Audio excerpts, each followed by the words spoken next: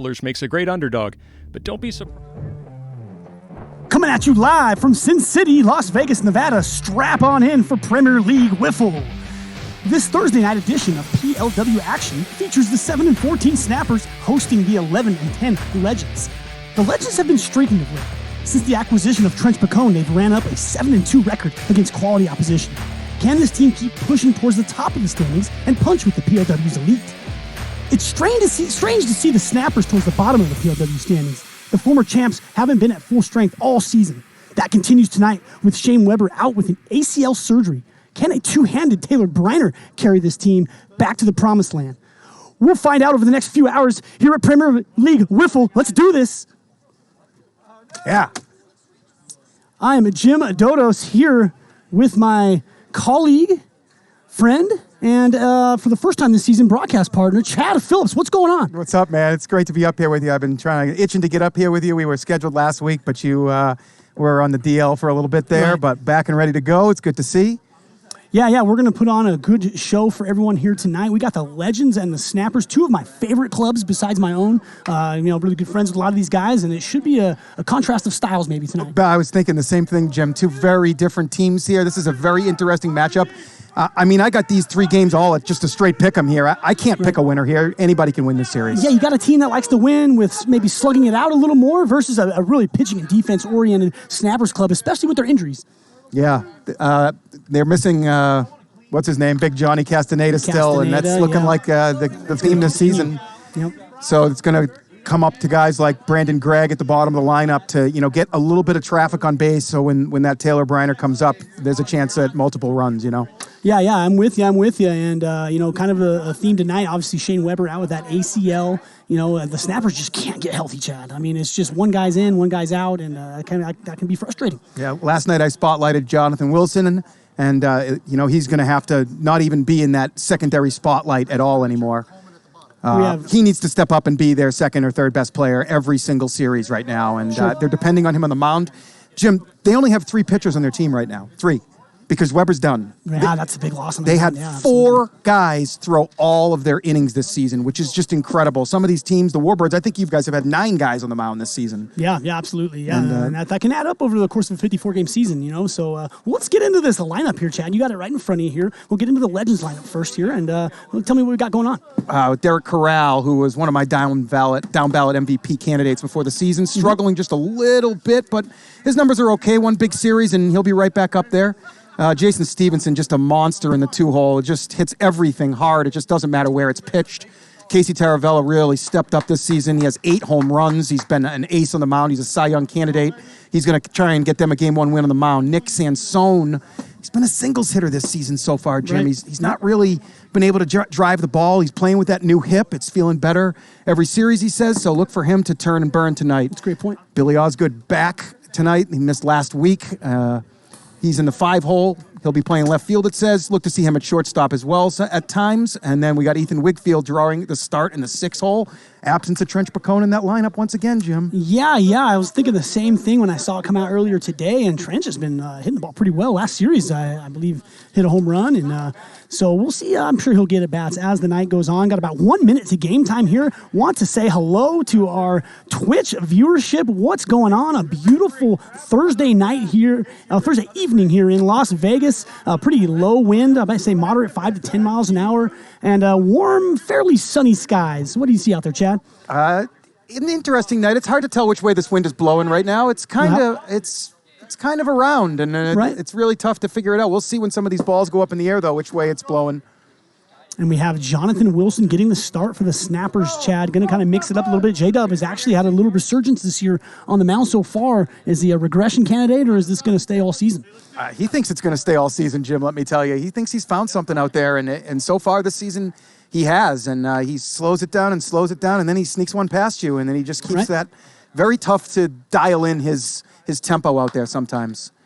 Yeah, I'm with you here. He's going to need a big effort here against this Legends lineup. Hopefully our kind of repeating viewers have gotten to see the Legends a few times now, and God, they've been playing really good ball and just hitting the ball all over the place, kind of playing how at least I expect them to play, at least expect them to hit. So Snappers featuring one of the best defenses in PLW also, with Harley and Briner in the outfield, and then going across the infield, Greg Kelly, Jesse Capps and Brandon Gregg as Wilson is ready to go, Jim. Here we go. First pitch on Thursday evening. Jonathan Wilson will throw a strike at 55 on the lower outer half. Nice location to start this ball game. We have Derek Corral leading it off for the Legends. And, some people think that the Legends lineup goes as this man goes, a doubles machine, and can put it well out of the ballpark. Takes high there, Chad, and we didn't really get into much of the wiffle points here, buddy. I do think we have a pick 'em. That makes a lot of sense. It looks like the money's pouring in on the Legends right now. You're looking at plus 360 right now on that Snappers action. My kind of price, Chad, especially on a straight-up wager. Might have to get involved here a little bit later, but I blew all my wiffle points, unfortunately. Corral hitting 242 on the season. He's got 5 doubles, 2 triples, and 3 home runs. And that might be another one, Chad. That's a high fly to left field. He got under that, and it's way out of here. A solo blast to lead off this game. Derek Corral, ladies and gentlemen. Corral's 4th home run of the season, his 12th RBI. Look for him to have a big second half of the season here. And Jim, it didn't look like the wind hurt that one too much. No, it did not. I mean, he got under that sky high, and yeah, balls that sky high. If the wind was blowing in, Chad, you'd probably see that definitely hit a wall out there. Carried well over the left field container. What a start to our series tonight. Solo home runs don't beat you out here in PLW very often, though, so Wilson's going to shake that off and go get the next guy, who is a monster in himself here, big Jason Stevenson. Yeah, the Legends are just in such good form. Look to be picking right off. They have just been beating very quality opposition, 5-1 against the Sand Vipers, and they took a series off of a streaking Bombers team as well. So some good results lately for the Legends. Interested to see how these Legends will handle the Vaders pitching staff. I think that's next week. Yeah, I mean, the Legends are creeping towards that conversation of can they get in with the top 2 of the PLW, and they're trending in the right direction. Tough walk for Wilson, as you know, in PLW, 2 walks, and you are not able to pitch for the rest of that game. Snappers only have 3 arms. I am so curious to see who the 4th pitcher they go to out here is today. Yeah, great point. Yeah, looking a little bit light. The Shane Weber pitching loss, definitely huge. Capps has got to be the guy that's there for right now. Wow, I haven't seen him pitch in a long time, Chad. It's not Greg Kelly. It's not David Harley.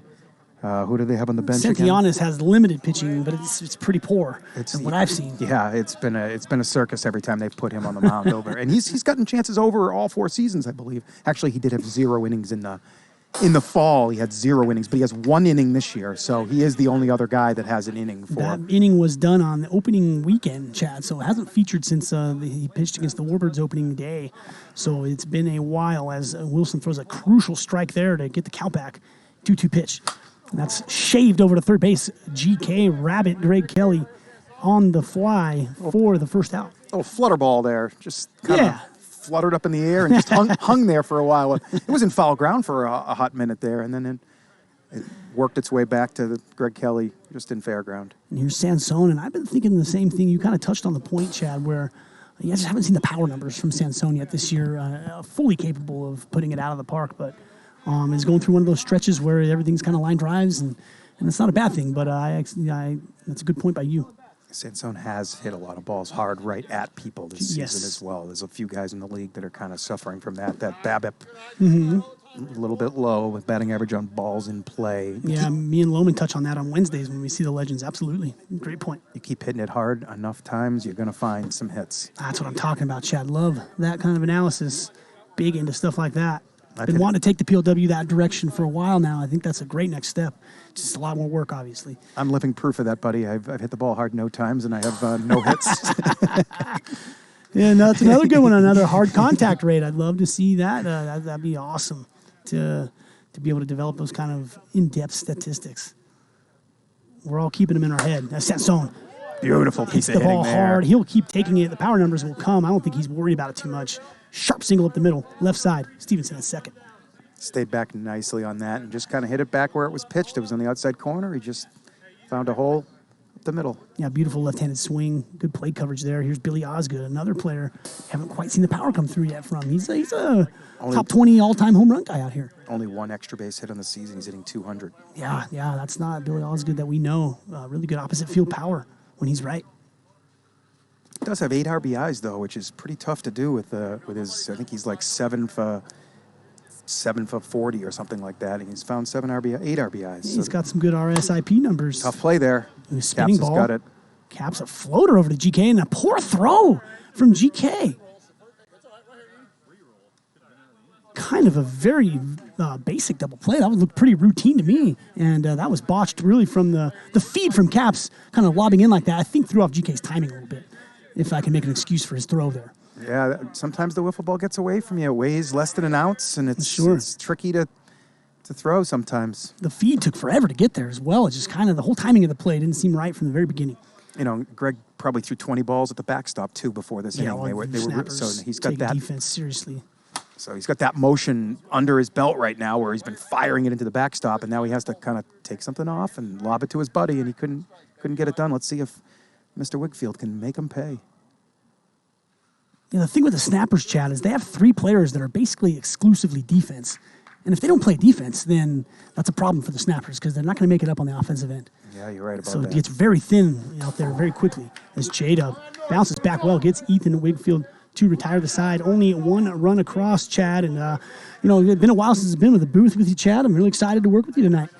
Dialed in. I thought you were going to go suit with me. You're the other guy that wears the Blazers up here. Yeah, I didn't have any time today, man. I was rushing around, and I would have if I could have. And if you mentioned it to me, maybe I would have made it more of a conscious effort to get it done. But no, it's all right. It's all right. We'll take your great analysis and the knowledge of the game up here any day with me. So good to get this partnership back rolling here. And what are you seeing for the snappers offensively? As we can get into that lineup, actually. Let's get those guys to put that lineup up. There it is. We got Taylor Briner back and ready. He started in Game 3 last week, really heating up, and let's see if he can continue that. He's still talking MVP. He's got a long way to go.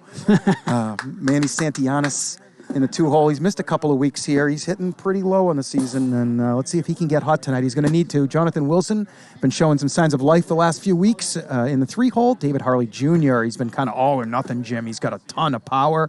If he can connect, look out. And Ryan Murphy, rookie, showed a lot of promise last week. It was just a bunch of hits, but it was a bunch of very well taken at bats, getting ahead in the count and hitting the ball hard. And then Brandon Gregg, who has been struggling, they had him up at the top of the lineup most of the season. They've pushed him down into the 6th spot, maybe a little more comfortable role for him. A little less pressure on him. And our starting pitcher, Casey Taravella, having a nice season, 2.77 ERA I saw coming in, I believe, for Taravella. So really good matchups here. This is my first time I've seen Taylor Briner play with 2 hands. I missed the last series he played, so really excited to see what comes out of him. I'm sure he's getting stronger every day.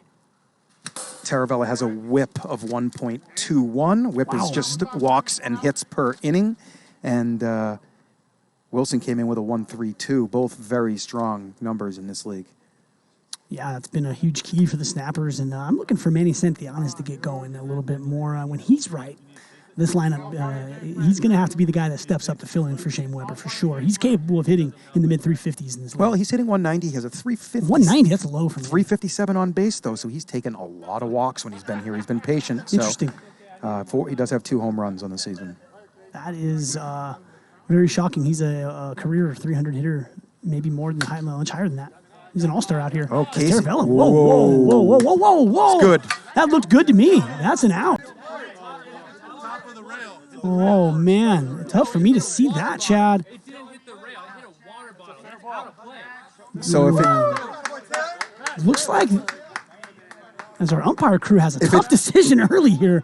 That was, it looked like it deflected. Oh, but it it's hard for me did. to see. He's right. It hit a water bottle up there. It did not hit the inside of the railing. Umpires are meeting in the center of the field right now. We have Tom Gannon, Buck Burner, and Alex Carrasco as our umpires tonight, and they are put to the task early here in this one. Very strong crew here, Jim. Very strong umpiring crew. Tom Gannon is probably my #1 umpire in this league. Yeah, he's great. And I have now anointed Buck as one of the top umpires, and Mr. Carrasco, Mr. Fernandez now. Right, yes. Alex Fernandez, I'm just having trouble getting that one down. I am too.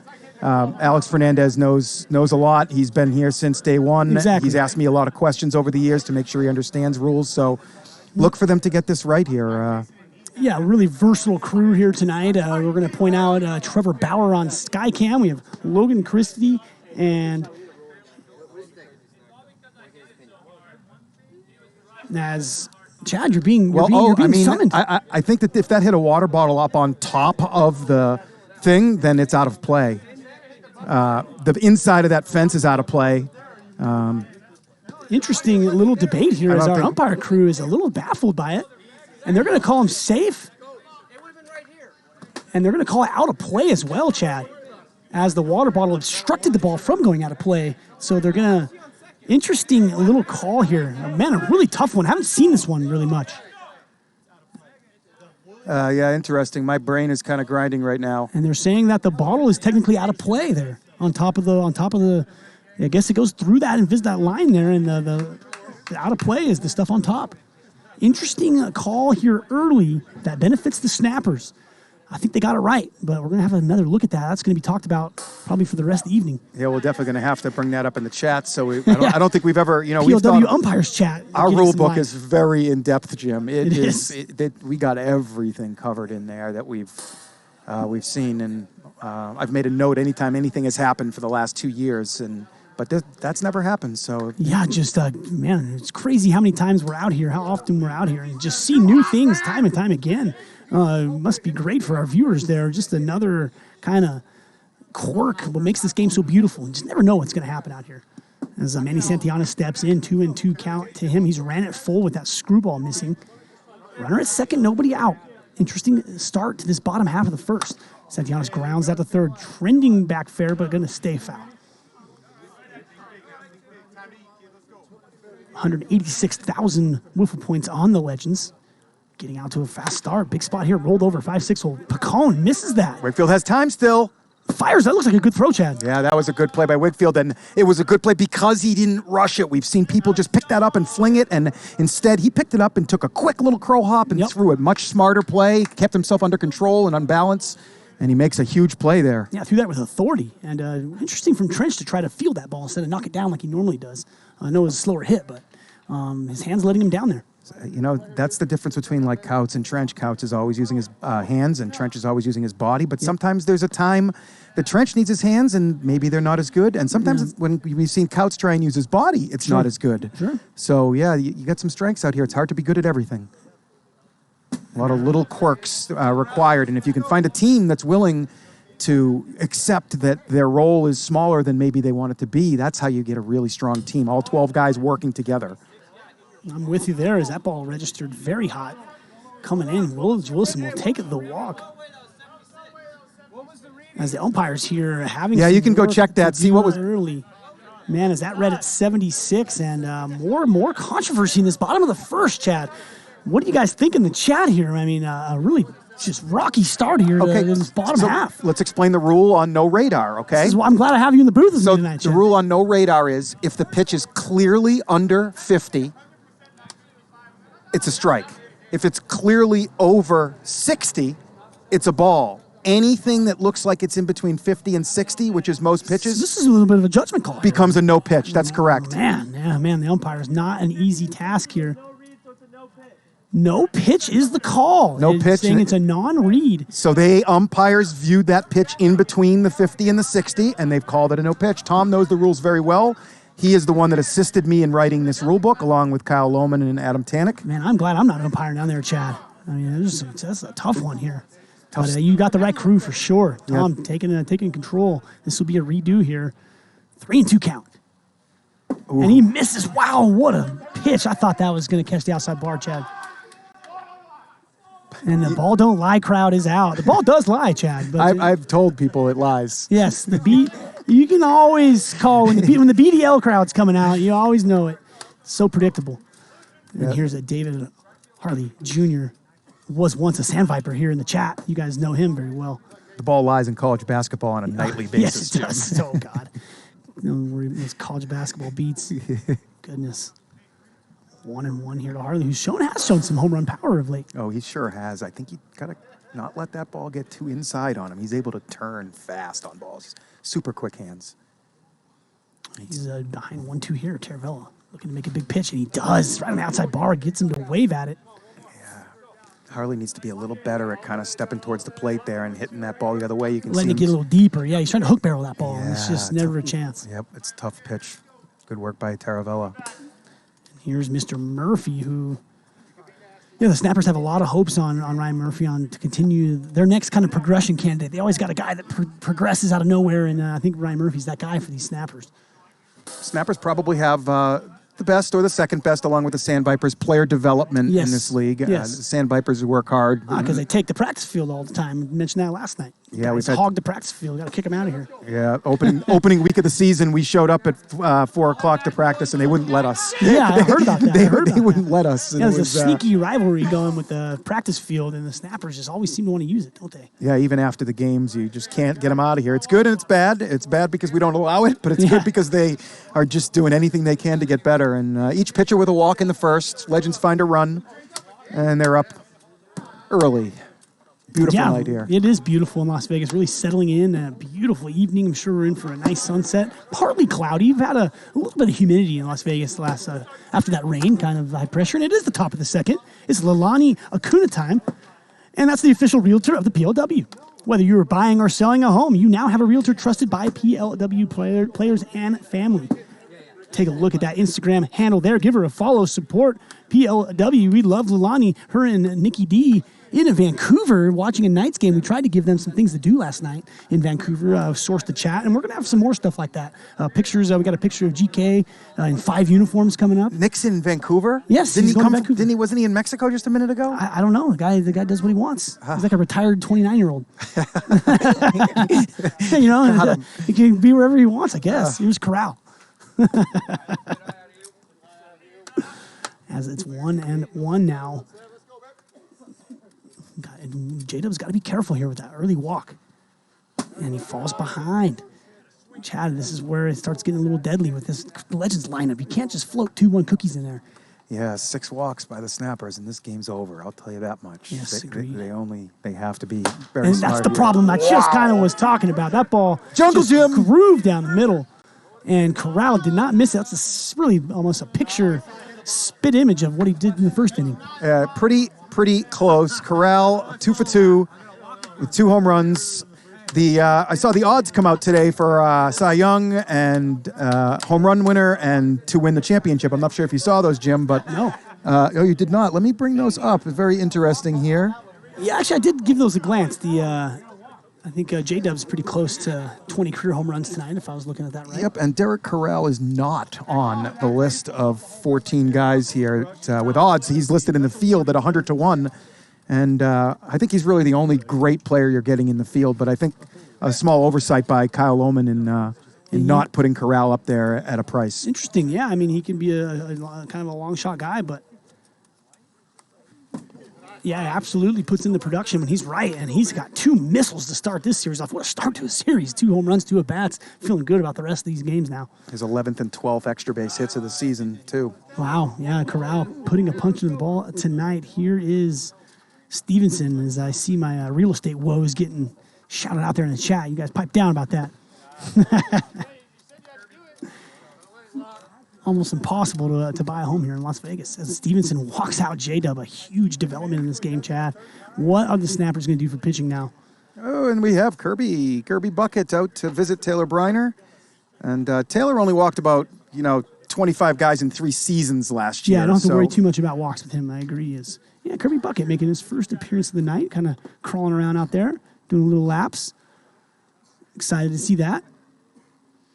Got a big car week for us here in Las Vegas. As F1 Racing just confirmed that they're going to have a race next year, 2023. Maybe we can get Kirby Bucket on the F1 track. That's going to be going right down the Las Vegas Strip. Pretty good stuff. Taylor's been dropping down to the side a little bit lately now, and we're not seeing that exact same arm angle that we saw 10,000 pitches over 4 seasons, and he's kind of realized that he might need a new weapon, and he's trying to work on it here now. Now the Snappers, though, 7 and what are we again?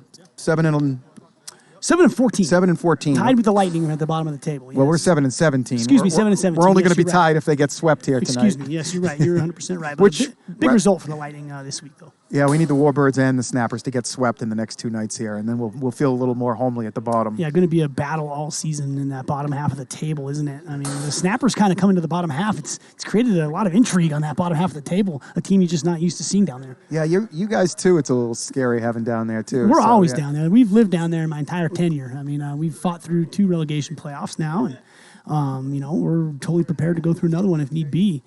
A really fun part of this league is the relegation aspect, I think. It really completes, it brings it full circle. It really does. It makes everything matter. Everything matters. There's nothing like you see in American pro sports where no matter what sport it is, it doesn't matter eventually for some of them. Even the teams that are at the top, it doesn't matter anymore toward the end of the season. But some of these baseball teams give up in May, and it's just horrible to watch. No, you mean teams like Baltimore? Well, I mean, there's 9 teams that are is. tanking right now, and I agree. It's pretty bad. And football's not much different. It's some of these owners just don't care. Basketball's the same way. These guys tank it out in the last 2-3 months. Oh, basketball's the worst. I don't even want to talk about the NBA is so bad. This season, they've made it a little more competitive by putting the 10 teams in the playoffs on each half and making a little preliminary tournament to get into the playoffs, which it's a little interesting, I guess. Taravella smacks one up the middle. Yeah, he does jolt one there, and the Legends got first and second, and nobody out here in the second inning, up 2-0, and looking to tack on more. Didn't look too fooled by Briner there. Let's see what the lefty Sansone can do. He smacked one up the middle his first time. Jesse's playing that way now. Look at the wide open third base area. I know Sansone sees it. Sansone can go that way. He's a very astute hitter, very cerebral, can hit the ball to all fields with ease at times. And that one inside, he tried to do damage there. He went for the 3-run bomb, and May had a pitch to do it. He might have. It did have a little snap break to the end of it, though. Taylor's really created some late break. Yeah, it did. It got in on him. He twists that ball out in front of his body. You can see it. Watch his release point. And they're going to try to gas him up there. That misses down. Very common for pitchers ahead in the count with 2 strikes to try to go over that 55-mile-an-hour limit. Just to get the location right there. Drops down there. That's new from Briner. That's 53 and in the zone, Chad. Yeah, he's been doing that, as I mentioned in his warm-up there. He's been mixing that in and changing that arm slot for the first time. We've seen it, and there's always an adjustment period to it. Don't look for him to throw that pitch to Sansone again. He gets one freebie a game, and he made full advantage of it there. Great pitch to get a big out there. Now 1 pitch away from getting out of this inning. And it's going to be the screwball, but it's another radar malfunction. We got to check that, guys. That was clearly under, in my opinion, but... Yeah, man, that's tough, but it's. But if it was probably over 50 though, and if there was no reading once again, and Jim, we haven't had a no reading all season long. Yeah, this has been really, really peculiar. That's why I'm glad I'm not umpiring tonight. Guys are being put to the test down here and having to make some tough decisions. But who will win the Vegas F1 race? We got Verstappen, Hamilton, and Kirby Bucket. I'm gonna maybe Charles Leclerc. Kirby Bucket's and they're gonna call that a strike, Chad. How are they gonna justify that? Tom went back and saw the last pitch. They put it up on the screen for a minute. I think you missed it. I missed it. Yes. Yeah, they put the radar readings up there, and it must have read a mosquito flying by at 93. That's grounded into the barrier there along the third baseline. Foul ball. Briner ahead in the count, and I just got to be careful rolling that over to third base. This is not a situation where you're trying to roll over to third base. Yeah. This is a fly ball, opposite field situation. Yeah, I got a couple guys on my team that I feel like are high candidates for that as well. And I'd almost rather have the strikeout, Chad. The 4-hole is kind of a scary spot for those guys. It seems like there's always 2 on and 1 out when you get to the 4 and the 5 holes. And he's trying to go opposite field. That's a right approach. And a pop-up there, but better than the double play ball to third base. And trying to at least get an execution done. I don't mind that. That's a semi-productive out. Yeah, that was a pretty good swing there. The right approach, for sure, from Osgood. Here's Wakefield, though. He's got to atone for a strikeout in the first inning. Not going to do it there. That's a swing and a miss at a ball out of the zone. Such a thin bat. It's just tough to square it up. Sometimes you think you get it, and you see when Adam Tanek doesn't square it. You see what happens to it. It goes spinning like mad. Opposite field, spins off his bat, and creates a ball that's really tough to hang on to. And here we go. Ahead in the count. Briner 1 pitch away from getting out of this little jam he's in, and goes back to that submarine slider. That's got some good late break. That was a good take there. That looked like a strike all the way. I think he was. I'm going to make a case that I think he was fooled a bit there. And that's a good spoil there from Wakefield. Going to stay alive. 3 infield, 2 outfield setup. Pretty straightaway alignment on Wakefield. Nobody shaded too far in either direction. The 1-2. Misses inside. That's going to run it to 2-2. 2 on, 2 outs, 2 strikes, 2-0. This is Deuce's Wild, Chad. This is why I love this one. Second inning? Did you say that? Yeah, second inning, too. Compliments to my man, Vince Scully, saying that. Deuce is coining that phrase. He does it much better than myself. Good screwball there. Briner gets out of that inning. You can see him releasing that screwball out in front of his face. You can watch the release out in front. He twists it last second, where you see right somebody in front like of his Stevenson, you're going to see a little later tonight. His screwball is coming from way over the top. He's he's corking it behind his ear and releasing it there. And Briner's kind of throwing a dart, not a ball. He's like pointing the dart and just throwing it where he wants. His control is the best in the league, so he's got something going on there. Yeah, great pitch there from Briner. Gets out of a jam. Only 2-0 here going into the bottom half of the second. Kind of a cagey start to this game. A little bit of umpire, kind of some weird things going on, and 2 Derek Corral home runs separates us right now. Yep, 2 monstrous Corral home runs as well. Home runs, absolutely. As the snapper's going to look to get going here against Taravella. Taravella, 2.77 ERA, a good ERA, but he has given up runs. There's been periods where he's been hit, so. He's 1-4 with 2 saves, so his record isn't very good. Is that what I wrote? 1-4? I'm pretty sure that's what I wrote. Yeah, 1-4 with 2 saves, 35 innings, a 1-2-1 whip, very, very tidy. Legends did give up. Legends off to a really tough start, swept by the Night Owls early in kind of a weird series. And they were 2-7, right? Yeah, really charging late. They've won 7 of their last 9 ball games. And looking to add there, but Brandon Gregg, who you said is dropped down to the 6 hole, maybe looking to get his back going a little bit. And another kind of funky read there, Chad. What's going on with our radar system? That was definitely under. That was. As this is going to be even cagier here. What's going on, Jim? I'm going to give a shout out to our chat here. What's going on? We have about 400 viewers hovering right now. Appreciate everybody. Let's get it fired up on a Thursday night. Got a lot of kind of quirky things going to start this series. Seen a lot of familiar faces. Ref, my man from the UK, probably about 3 in the morning over there, Chad. Stays up all night.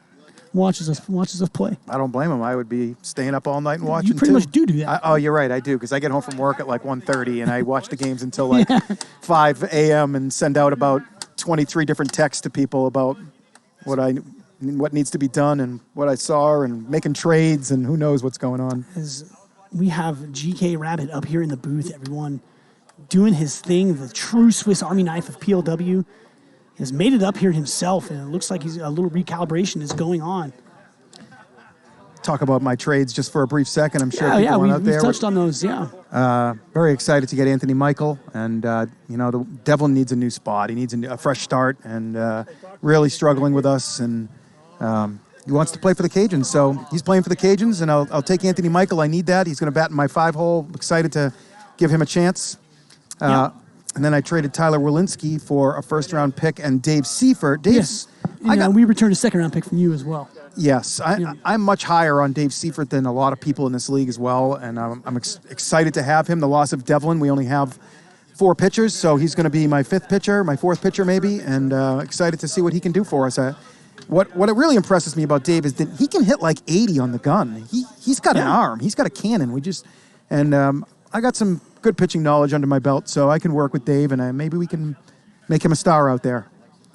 That's great. Yeah, hopefully that trade works out well for everybody. Kind of a revolving theme here in the PLW is the hot stove has been active pretty much since the start of this thing, and I continue to believe that's going to be the case as we go on through the weeks. Looking maybe the Night Owls make a move, possibly, and as the standings kind of shift out, maybe these championship contenders feel like they are one piece away from closing a championship. So as we creep up to our trade deadline, which I believe goes on after week 13, it ends, and then the waiver deadline is after week 15. Yeah, very, very, very interesting. Going to see how that plays out. Now we're back under action here. A little recalibration of our radar system, and it's Brandon Craig going to get a redo pitch there, it looks like. 1-1 count is what I'm seeing on the monitor. Delivers. It's a knuckleball from Taravella. He'll feature that at times. Tom, the first one was a no pitch? Oh, strike. Okay, so it's 2-2. 2 count. Apologies for that on our monitor.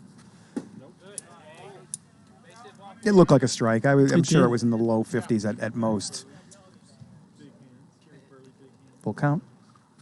Ball As 4. Anthony Michael's already a little frustrated with you, Chad. Now you're going to hit him 5-hole, and he's saying he hit 4th on the Cajuns. Okay, well. Interesting. Who cares? Seriously.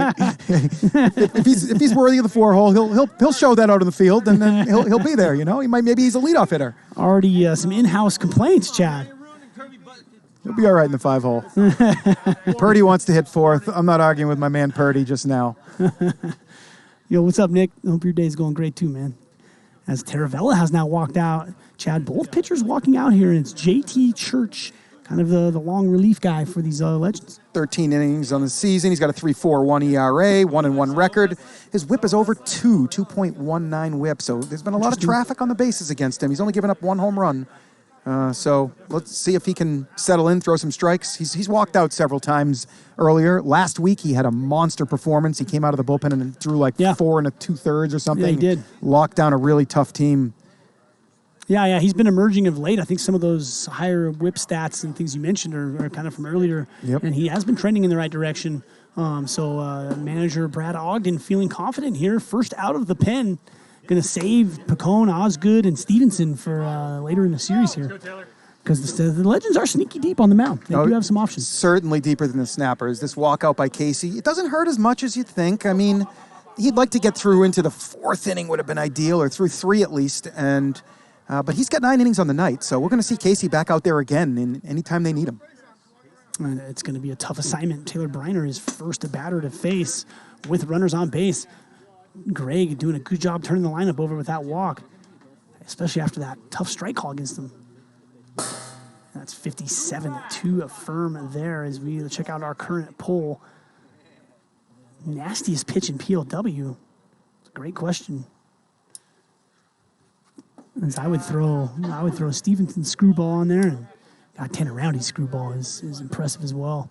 Looked really good the other night. As that's an immediate walk to Taylor Briner, and 2 walks to start this inning off here in the second for Santhianis, who's dangerous. Can be dangerous. Ooh, this might be a tough matchup for Church here too. I'm not sure if he knows much about Manny here.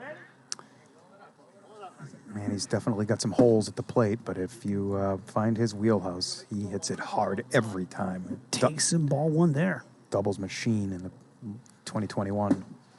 And Church got to start throwing strikes here, coming out of the pen. That's 6 straight balls to start his outing. Look out here. Look out on this one. That's right over the shortstop Wickfield's head. And that's an RBI single for Manny Santillana. It's good to see him get going. 2-1. Snappers cut the deficit in half. Yeah, Church is going to have to get ahead in the count here. It's not going to go well for them if he keeps finding himself down 2-1. Yeah, tough assignment again. Now the lefty-righty matchup with runners on base. Interesting spot in this game here. And that's up the middle. And that's down for a single, and that's 2. He's saying he touched that with his hand. No way. I thought he was kind of gripping his hand like it was like it deflected off of him. No chance. Snappers tie it up, Jim. No time at all. 4 straight guys on base here in the bottom of the second, and they look to take control. Great start to this series here as the Legends throw the first punch. Snappers right back in the second inning here. Church better be careful of Harley here. He's got a ton of power, an absolute ton. One of the strongest guys in this league.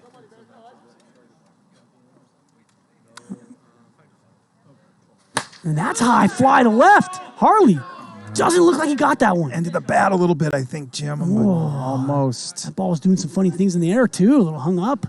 Off the bat, I thought they had a chance. First out recorded by Taravella in the left. Here comes Murphy. And that's shaved back to the mound. Easy one for Church. And 2 quick outs from the Snappers and a little bit of balance back in this inning for the Legends.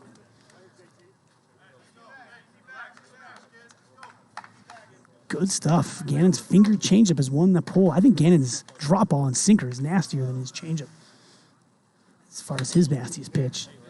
I agree. I don't think his changeup is his nastiest pitch either. Yeah, his little sinker he's got is nasty. That drops to the side. His screwball is really good, too. Yeah. You just put Tom Gannon's repertoire up there instead. We go. Yeah. He was featured last night. Masterful performance from Gannon when he was on the mound. And that's in there. And Church does a pretty nice job, gives up a couple runs, but settles down a bit and is able to get out of that jam. Tie ball game heading into the third. I'll tell you what the toughest pitch in the league to hit is. Okay. Purdy's riser. I haven't seen anybody with their bat on it all season. He doesn't throw it a lot, but nobody's ever ready for it when he does, and it just blows it by everybody. Not surprising you'd pick a guy from your own team there, Chad. I mean, but, no bias in your opinion, I'm sure. I've been encouraging him I'm to going to stay calm, but it's cool, it's fine. You're lucky Trench isn't up here tonight, Chad, as I'm much more lenient with you. I guess you're right. Trench would let you have it for that. I don't know. Purdy's obviously one of the top 10 pitchers in the league, so I would... You're going to be lucky to have the Chad let you get away with something like that, Chad. But Purdy is, absolutely, Purdy is nasty out there. He does lead the league in strikeouts, and he's done it in less innings than several other top pitchers. So he clearly has the strikeout stuff. And for him, for the strikeout league leader to not be featured with one of his pitches, I think that's unfair. Oh, yeah, I'm with you. We all know the power of Mr. Purdy. You got to pull your squad up off the bottom of the standings. Can't expect accolades down at the bottom of the table. It's tough down there, man. There's no boat. glory down there, man. Somebody's got to be there. Why not me, right? That's right. And we get back into the top of the third here. Corral leading off for the third straight time. Legends can't seem to get him up with runners on base, and his 2 solo home runs are the only production so far. Yeah, that's the importance of rolling that 6-hole, Jim, because they've batted exactly 6 guys each inning, so the leadoff batter right up again to start the third. Yeah, it's been Wigfield not able to get around and get Corral. Should that be Picone? Should that be Picone? And that's a high fly to right, but it's blowing a little bit. That's a bomb off the last pitcher. Good swing. As the wind is a little bit picking up, about 10 miles an hour blowing, a little bit higher, taller into those trees moving around. The 1-2. Ooh, heats him up 62, and it works, Chad. Beautiful with the skies there from Briner. More of the same. Taylor Briner, just so good at that. Disguising his arm speed yes. is correct, and from adding that 8 miles an hour to that pitch is like adding 20, and very tough to catch up to. In Major League Baseball, you're dealing with a changeup of 84 and a fastball of 94, and it's only 10 miles an hour difference. When you compare the difference out here to the Major League equivalent from the mound, you're looking at the difference between like 100 and 70, basically. Sure. Like a 48 mile an hour, 47 mile an hour changeup is probably about 70, and then you throw on 64, 65, and it's 100. So Taylor able to do that with the same arm speed is the impressive part. Yeah, gets Stevenson reaching there with that slider, and he's got the Legends a little bit off balance, and the Snappers close to finding themselves with a chance to push ahead in this game. Really, really intriguing game 1 so far. But Stevenson's such a good hitter. What he does with that ball low in the zone, but the Snappers getting on Santillanes there for almost evacuating the premises on that ball, like he's running away from it. Yeah, kind of did get a bad start on that ball. Not a great jump, and it was tailing sharply towards Santillanes, and he kind of gave up on it. Base runner for the Legends. Beautiful job by Stevenson. Such a good hands to get down to that ball. Yeah, I'm not sure Manny had a play on it, but not the greatest effort. And they're going to shoot one by Manny on the other side now, first to third on that ball, and the Legends are back in business with 1 out. Yeah, right when it looked like the Snappers had a kind of a grip on this inning, the Legends punch 2, hits through the right side, and brings up Sansone, who delivered with the RBI. No, I believe just a single, no RBI. But did hit the ball sharply already today. And slider high to right. But no, and Stevenson is going to go for it. He tags up on one of the least likely guys that I would think would tag up. Hobbles his way home, Chad, and I think I caught Harley off guard. Totally caught him off guard. Incredible. He kind of walked off the base over there and bumbled home. Wow, and that is one of the more surprising outcomes of the season. I mean, if you know J-Rock, he's just always got an ailment, always hurting, limping his way home, and Osgood delivers now. First pitch from Briner. Incredible sack fly there, and that was amazing. What great content that was, watching Jason Stevenson hobble home. 49 years young, and a couple of blown knees and a blown ankle and a sore foot, and he's not in great shape, man, but He says when he wakes up 2 days later, he says 2 days after his game when he wakes up, he's in a ton of pain. Oh, don't like that. Well, he's going to pay the price for that, but it probably is worth it there. That was sweet. I mean, J-Rock was already high in my book, but let's kick him up a few more spots. Great entertainment. And Harley completely off guard. I don't think he thought Stevenson was going for a second there. Yeah, I didn't think so either. Well, what is this? An addition to the Sam Viper lineup. Alex Garcia, who's often coming late for these legends, has been inserted. And it looks like it's a pinch hit scenario for Wakefield. It's only 3-1. It's not 3-2. I knew the Snappers didn't get a second No, runner. they did get 2 runs. They did get 2 runs, yes. I thought they got 2, Kyle. Yeah, 3-2 game. Yeah, 3-2's right. I guess, absolutely. I think the guy's got it right. Okay. So here's Garcia, one of my favorite hitters out here. Flares that one left field and decently hit. Greg, range over, makes the play. Yeah, lost a lot of that distance on the side-to-side movement of the ball. Sure. It just kind of turned. Instead of flying out, it took a left in the outfield, and good play by Brandon Gregg to glide under it. A little tougher play than he made that look nice and easy out there. Legends doing some damage with 2 outs there. Tack on another, and I kind of mentioned it a couple times, but very, very intriguing start to this game, Chad. It looks like we're in for a very competitive series tonight.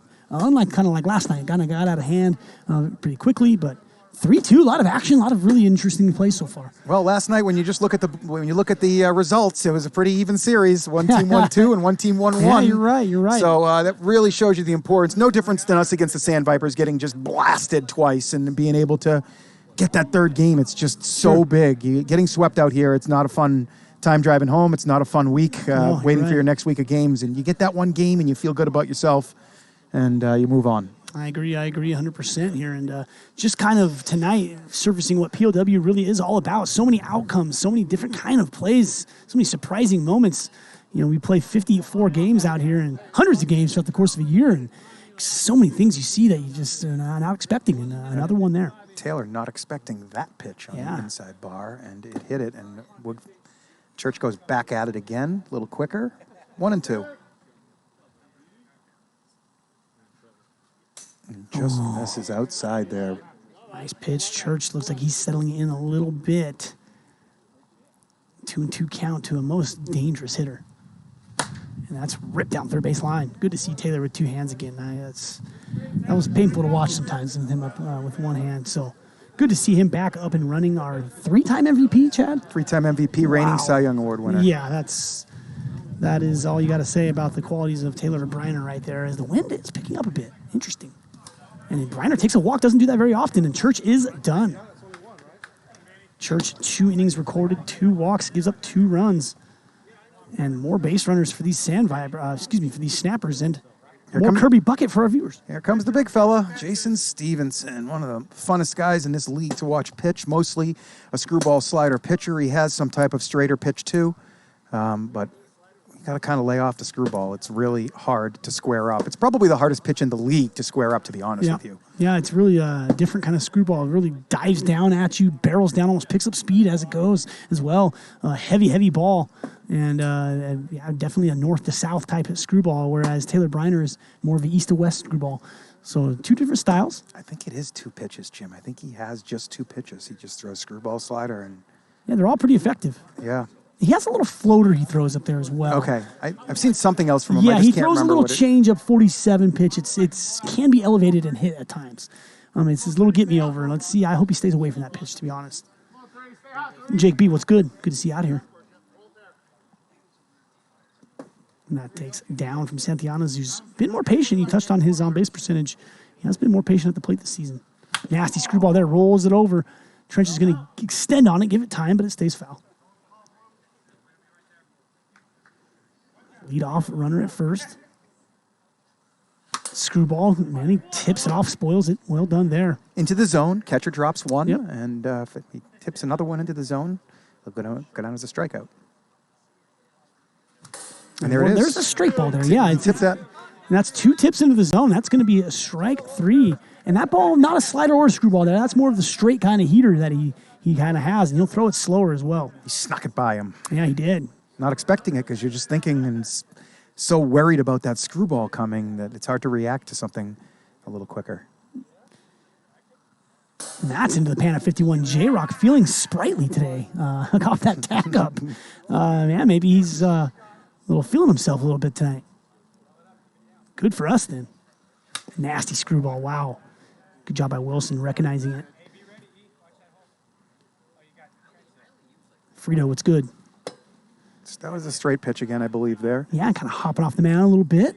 Stevenson showing a little pep in his step tonight. Good to see. A lot of people pretty confident on under 8.5 here. I do not love that bet. 4-4, and you're a loser. Got him 55 into the pan. Out number 2. Great work from J-Rock so far. How many runs will be in this game? 8.5, huh? Ooh. Got to go over that right now. It's only the bottom of the third. Home team losing. 4-4 puts it over. With J-Rock and Briner now on the mound, I might tease the under if I got some odds. That's off of Hartley's hand. You can't always have odds, Jim. You can't just decide I'd you take, want odds. if it was like a 120 shaded to, 20 cents shaded to the over, I'd probably lay the even money there. I would slam the over if I had this price available to me at 8.5 even. 5 runs through 3. I mean, yeah, it is probably a little light on the live line. So give me like plus 140 then, Chad. Yeah, that's probably about right. Here we go here. Hartley, runner at first, 2 outs. Stevenson shutting the door so far, not going to want to walk him here. And that's popped up. A cone, easy money, and a shutdown inning after Church walks Briner to lead it off. And we roll on to the 4th. Good ball game here. Good game here. It's going to be a good series all night. Yeah, I've been looking forward to this one kind of all day. Seems like every time I get in the booth this season, we've had some good series. So good. I need a bit of your luck. Kind of follow me around. Me and Kyle have been the opposite. Every time we're in the booth together, it's we get in these. We had that Night Owls Cajun series a couple weeks back. Yeah, that was brutal. Yep. Yeah, I mean, and then last night was looking brutal. The game 3 actually was very exciting. So, and I look at as Trench Pacone likes to talk about that beautiful Vegas horizon there. A little bit of snow on Mount Charleston still, not melted away quite yet. A little overcast, partly cloudy here in Las Vegas. Kind of a haze over, and a little high pressure moving into the area here. Caused a bit of humidity. What I've seen out here the last couple of days, Chad, is games 1 and 2 playing, not carrying too much. Game 3, the park opens up a little bit, and the ball's been flying. So let's see if that happens again tonight. Yeah, it was raining and winding, and it was Monday, horrible for my conditions on Monday night. And then by the 3rd inning of Game 3, it was clear and beautiful out. Yeah, beautiful shot there. Great work by our Skycam guy, Trevor Bauer, my guy, Bombers extraordinaire.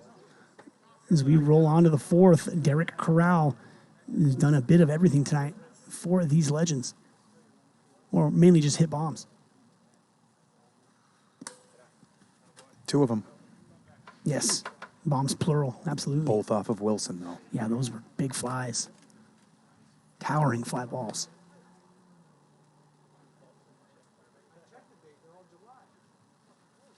And that one, just out in front of that one, pulls it foul.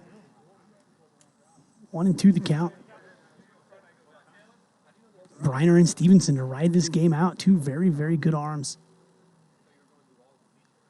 And drops down for that slider again. It's been effective. He's locating that thing very well. Yeah, that was... Hasn't really missed big with that pitch yet. No, it looked good coming in, and it traveled over to the end of his bat by the time there was contact, and he's not able to really square it and drive it. Yeah, great point there. He kind of missed the barrel with that pitch. Yeah, great call.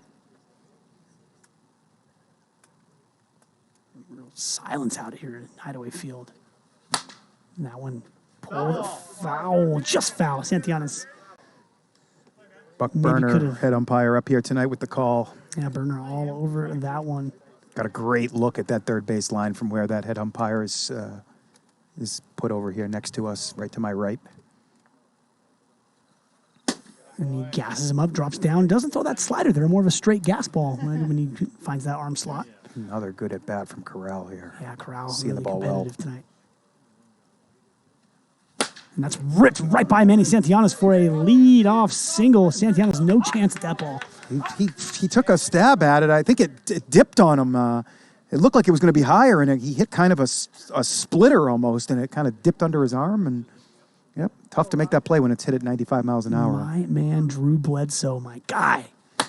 And that's ground ball through the 5-6 hole. Stevenson continuing to hit the ball hard. Drew Bledsoe subscribes for 6 months. Chad, that's what I'm talking about. I want to see more of that tonight. Get involved. Let's go. They got Jesse on the ropes out there. He lines up in that 5-6 hole. They punch it by the middle. When he moves up the middle a little bit, they put it right back through that 5-6 hole. So I think Jesse's got it in his head right now. He doesn't really know where to stand. Yeah, Jesse covers a lot of ground out there, but sometimes it goes like that.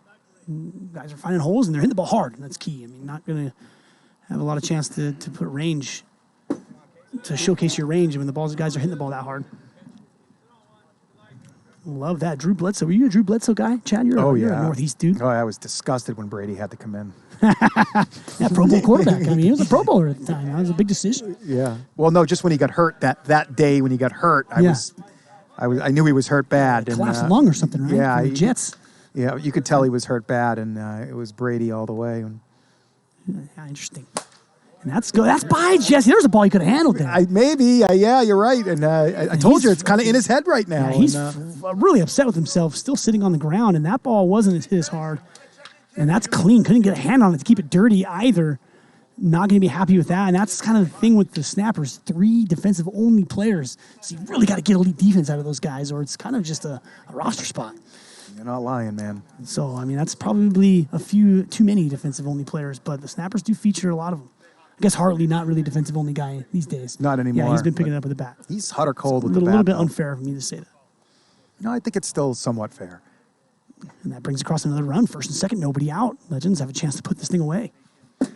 Sansone thought that was going to come back in a little more, and he's going to try to take that to left field. Stayed away. Yeah, that was a screwball mislocated by Taylor, I believe, and it does the trick. Ahead in the count here. Down waste pitch from Briner. Doesn't want to quite come in. Interesting situation here. First and second, nobody out. Ground ball situation for Briner. Tries to tink that outside bar and misses outside. Good take from Sansone. Good quality matchup here. 2 guys that know what they're doing. Briner misses again. Full count. 3-2.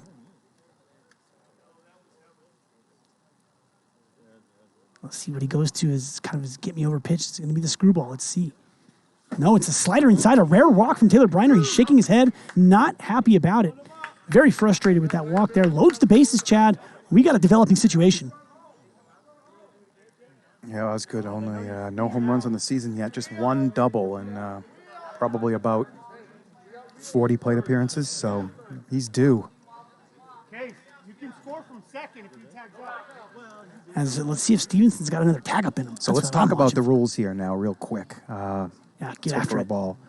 So the infielders have big decisions in this spot. If they step on their base and hit the middle, it's a normal double play. The run will score, and the other runner will advance to the next base, and the batter will be out at first, and the base they step on will be out.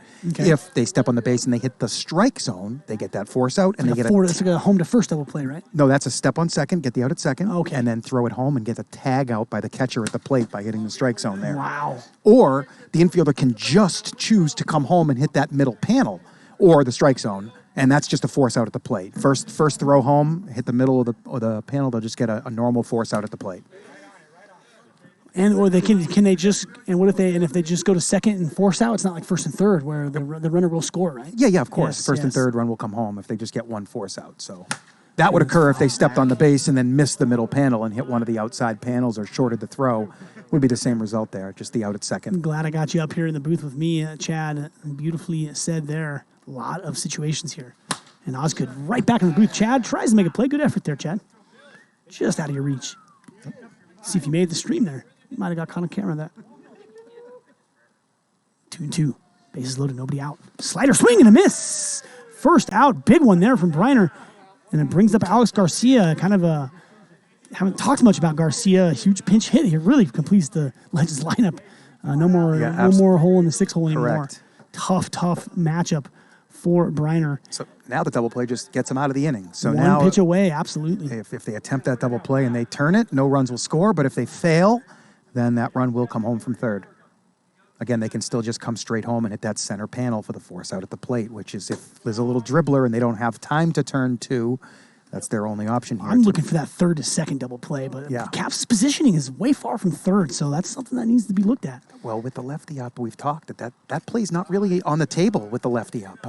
Nobody is playing third base. I saw someone go across for that play a couple weeks ago. I don't think it was done executed very well, but it can happen depending on how hard the ball's hit. But that was a righty though, and there was a third baseman. But I don't know. I don't see Jesse being quick enough to run all the way to third, catch it, and then throw to second in time here. Yeah, you're right. Lefty does complicate things a little bit. And that one misses, and it's a second walk for Taylor Briner. Very shocking, Chad. And you know what that creates here is, I've already told you. You said 6 walks, this game's over. It's over. That's 4. Yeah. But there's one other problem they have here. They have their least reliable pitcher remaining walk-wise.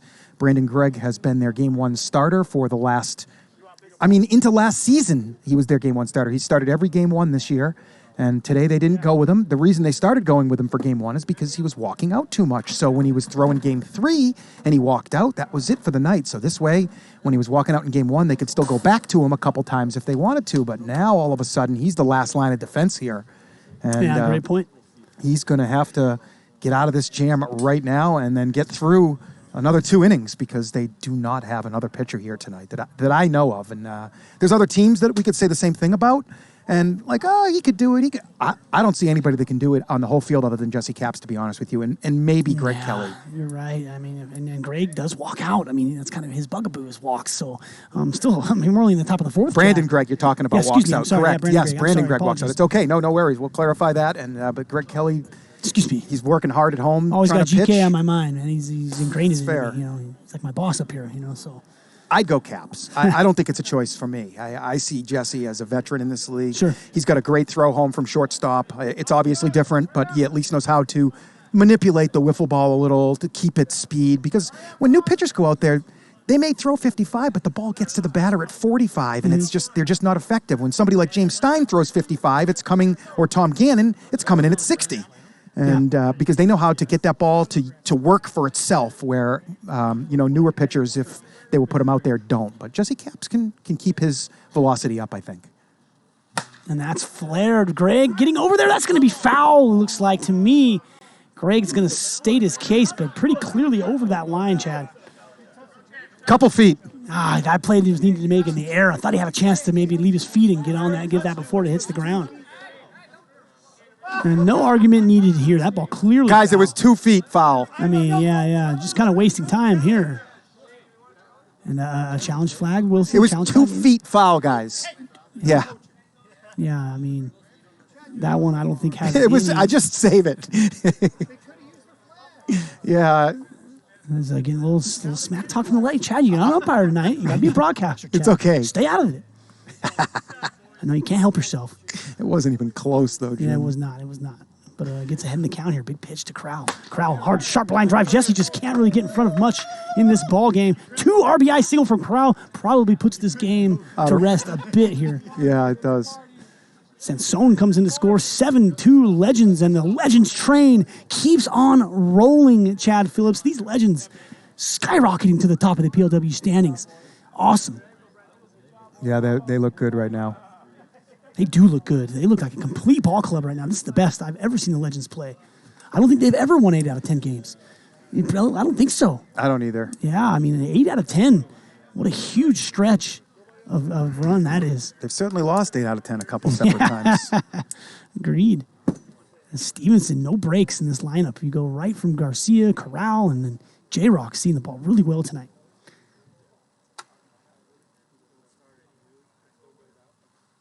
Oh, Tapes tips that back into the zone, but that was hung up there. Be careful, Brandon Gregg. Yeah, Stevenson sees the ball up better than anybody in the league, I want to say. Certainly top 3. He'll swing if it's up at his face. And that one doesn't even make it to that little brown turf area we have. Not a competitive pitch there. Still 2 on, only 1 out. Long inning, long game, approaching an hour game time already. Still on top of the 4th, shaved ball, too much spin, goes foul up the first baseline. 7:04 p.m. What's the bigger curse, Jim? Oh, Curse of Trench is hot right now. Very trendy topic. Curse of Oak Island, the Curse of the Bambino. Curse of Oak Island, that's a new one for me. It's a new one for me, too. Oh, good job. That's got top spin off his foot. I think they were just trying to pick an option that wasn't going to get any votes. Yeah, there we go. Curse of Trench. Trench jolting this legend since that trade, just on fire. Well, the Sandvipers looked okay last night, so they'll get over it. Swing and a miss from Stevenson there, 56 miles an hour, and looks like it's a 10-year running TV show. Yeah, I don't know. Man, terrible. Did not know that. Here we go. Here's Tarabella trying to pick up these runners on base, and that's up the middle. And deflected off of Caps. GK is going to take it himself, not use his teammate. Risky play there. Gets it in time.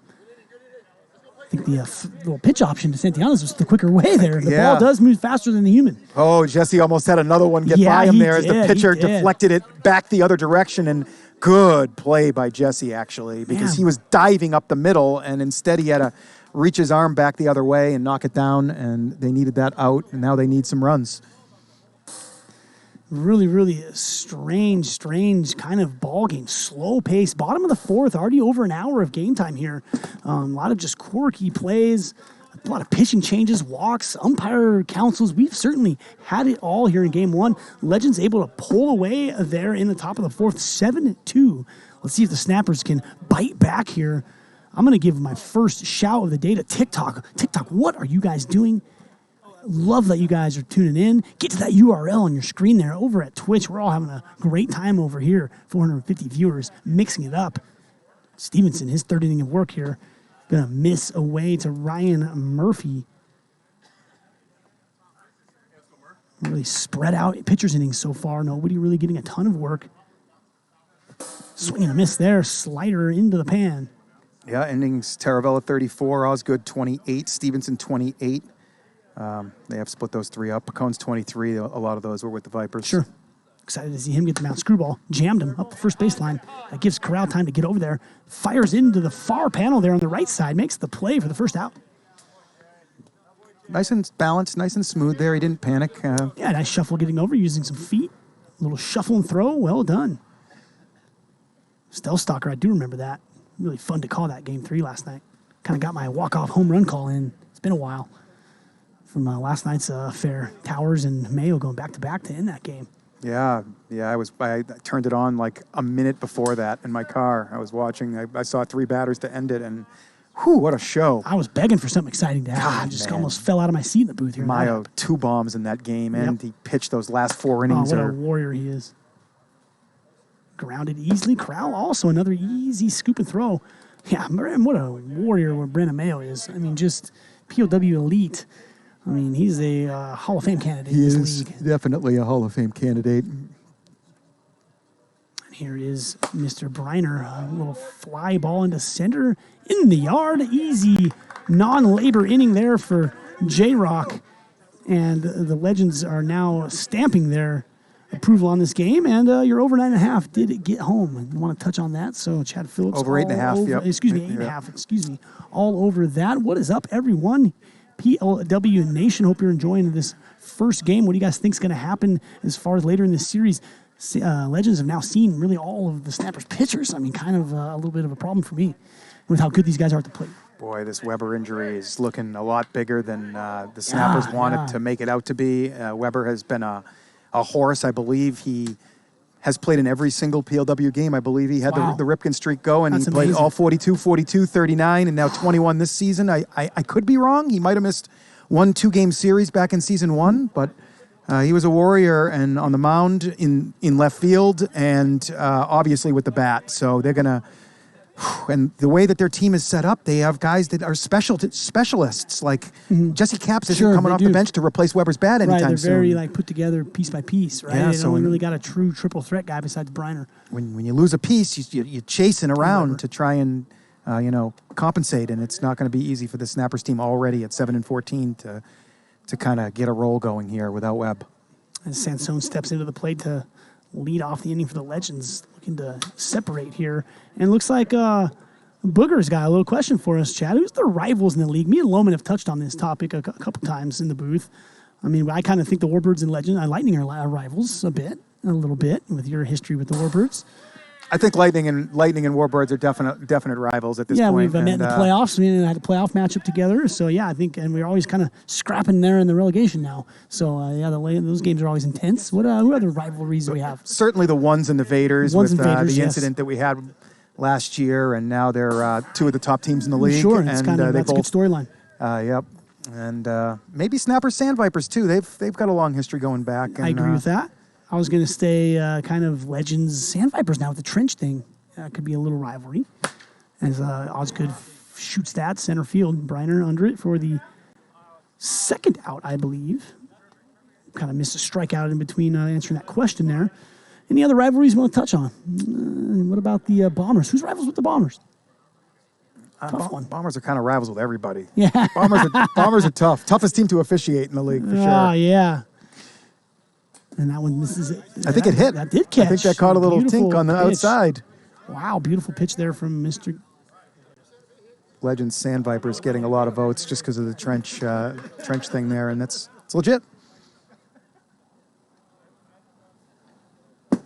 Yeah, that's probably a good one. I think the Bombers would call the Warbirds their rival, but I don't think the Warbirds are the same the other way, like the way back. We don't really consider the Bombers a rival much. I guess that Batgate, I still think that story. I don't really understand all of it. I understand it all. I took a lot of blame for that, but like I had nothing to do with it. I still don't understand what's going on. Yeah, all right. Talk to your manager. He'll give you the rundown. Goodness. And that's highs. High pop up in the infield from Garcia, and Caps does a little wiggle and makes the catch. It's good work there by Mr. Gray, getting through his second inning of work and giving the Snappers a chance to close this gap here, heading into the bottom of the fifth. Going to be tough to close here against big Jason Stevenson. Yeah, he looks like he's got good stuff tonight, Chad. Yeah. He's been in the zone. He hasn't really been behind in counts much. He's probably the toughest pitcher to square up in the league. Yeah, when he's on, he's on. Yeah. Yeah, sometimes he comes in and he doesn't have it, and he's not feeling great that day. He just kind of, usually that's just a walk situation, though, and he's done. But tonight, with this 7-2 lead, look for him to pound strikes here, and let's see if the Snappers can hit them. Yeah, he looks really competitive tonight. I mean, I think that tag up from third base, I'm still buzzing off that tag up from third from J-Rock. I did not think he had that in him.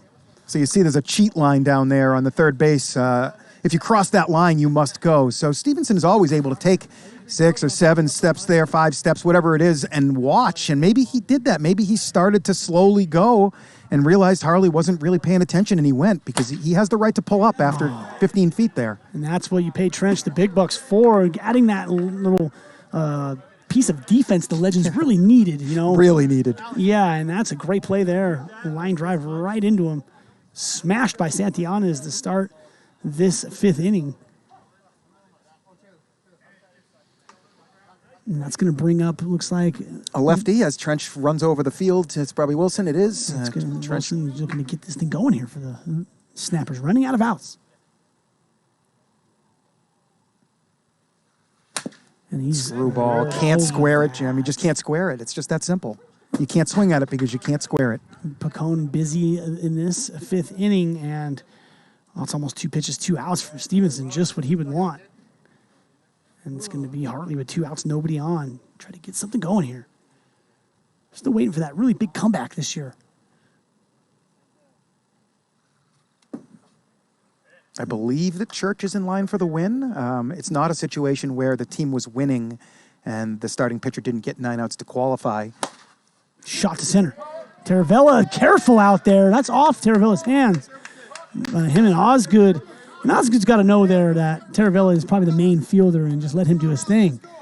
But they're cousins, you know. Yes, 2 guys trying to play hard, and that ball, I'm just happy they didn't run into each other.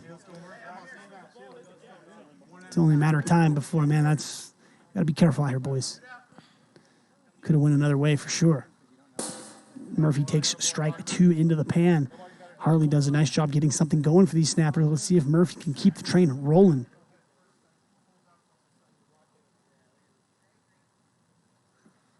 Misses it down. Good location there. Mike, I'm with you, man. I'm kind of with you. Glad it didn't happen, but it was looking like it. And wave, swing and a miss from Murphy. Stevenson takes down another poor Snapper. 7-2 into the 6th inning, and it's like an hour and 20-minute ball game we're trending towards here, Chad. Pace of play a little slower tonight. Interesting game one. How are you looking for the rest of the series, Chad? I'm going to pull you back in here. Yeah, sorry. I don't know. I think the Legends are going to be tough all night long. The Snappers just aren't deep enough here. They just don't have enough weapons right now. Yeah, this Shane Weber omission just showing itself on the mound especially. I mean, oh, man, big player for his club. I don't see anybody being able to stop these Legends from scoring 5 or 6 runs right now. And maybe Taylor can grab a start next game and get them a win. That's what they're going to need. The Snappers need to manage this series to try and make sure they get one win. Sometimes you go into series as managing, let's try and get all 3 tonight. And sometimes you just want to try and get one really favorable game in your favor so you can at least get one. Yeah. And maybe that sacrifices your ability to get the other 2, but at least you've got one. So managing, put all your resources, and he's got 6 innings left, so I imagine he's the guy that gets the ball and tries to batten this thing down. But man, the Legends just been swinging the bat so well over consecutive weeks now against good pitching. I mean, they faced Tom Gannon, scored runs off him. I mean, this Legends ball club, one to watch out for sure. As our man Trench Pacone steps up to the plate, give it up in the chat for our boy. And our boy gets it delivered with a 54-mile-an-hour screwball right off the pipe. Welcome to the game, Trench. Our man right here. Can't wait to get into the booth with this guy again. Been a while. And that's up the middle for Pacone. Leadoff base hit, and everyone in the Legends contributing. As the best contract signing is you, Chad, for Tree Fitty. Talking about Tree Fitty. That's good stuff.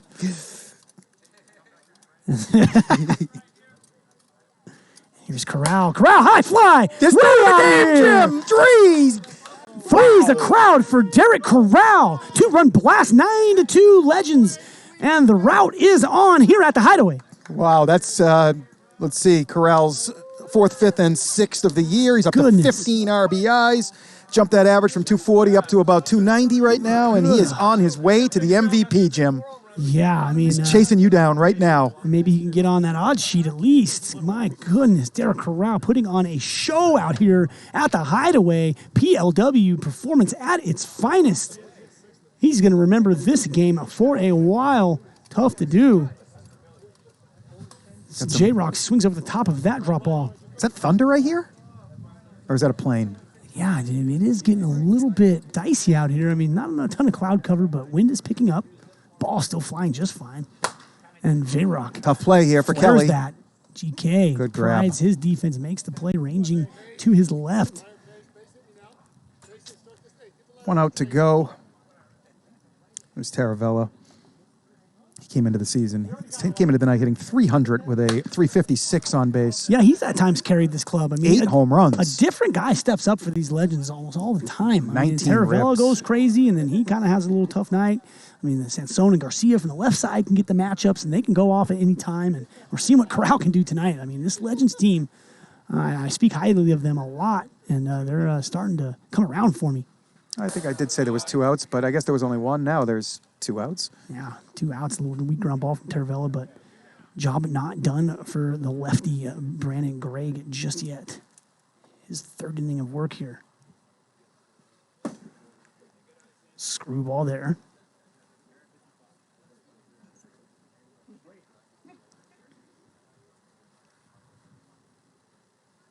Two-one. Right up the middle. That's off of face. Face shot. What a strange game. And Manny's not ready to cover second. There's literally nobody at first anyways, as Corral did just clear the bases. Yeah. Jesse just had a weird, awkward night there, shortstop. Yeah, that was... Not like he had a play at that, but... He definitely had a play. He had plenty of time to pick that up and throw it home. What? Right, Watch when he picks it up. Let's see the clock when he picks it up. Let's see the clock. Oh, you're right, Chad. That's an error. That's an error all day. Say if they touch it's an error. That's an error. It's a throwing error. Throwing error. That's a hit. That's an error all day. It's a mental Jim. mistake, but I don't think that's a physical error. He picked it up with 3.3 on the clock. He had time to make the play. Yeah, we can't assume that he'd make the play there, Chad. Maybe not. It's close then. Yeah, we do have a board of we'll review that. 1 guy from each team on this board. And any play that any player wants to question, they can question the scoring of it. And those 10 guys will vote. Majority rules, and need 6 votes to overturn what the call on the field was. set up really well. Bison, my man. Thanks for coming back out, buddy. Dodos and Chad in the booth. Let's do this. And that misses down from Osgood. Really peculiar play right off the face of Brandon Gregg there. Hit him right in the cheek. What an awkward game. Kind of pushing an hour and 15 minutes in this ball game. Top of the 6th. Base of play. Caps, yeah, just a funny game from him at short. Normally very reliable, but not knowing really what's going on in that play. Yeah, there was nobody on base. That's true. Manny certainly wasn't. And Osgood, there's the opposite field power that we've touted, but no! Oh. Not carrying to right today. I think he thought he had that one. I thought he did. I thought he had it for sure. Wow.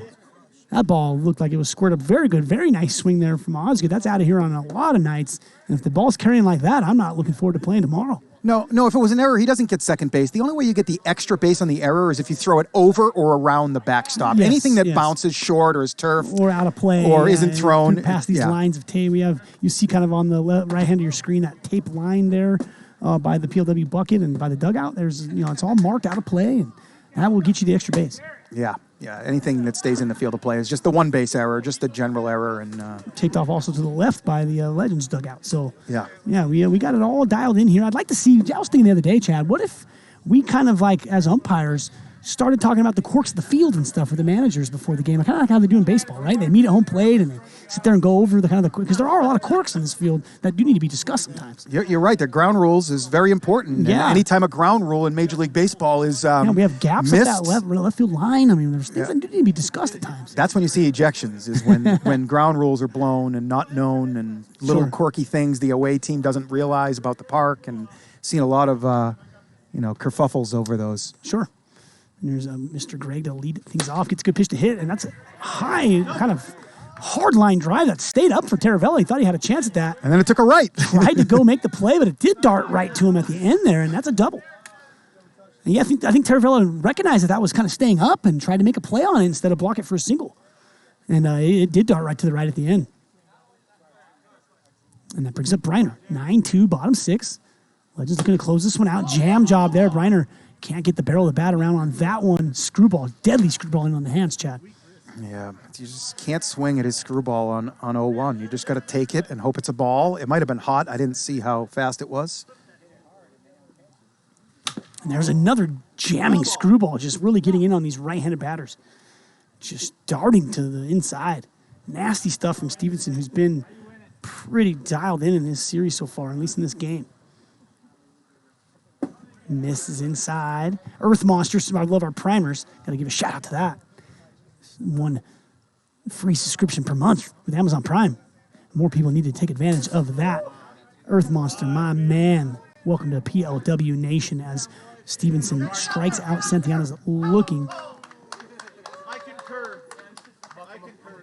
And our umpire's having a little fun, Chad.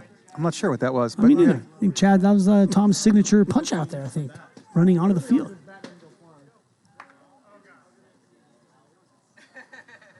Nasty screwball. Wow. Can Stevenson cut that off, though? Maybe.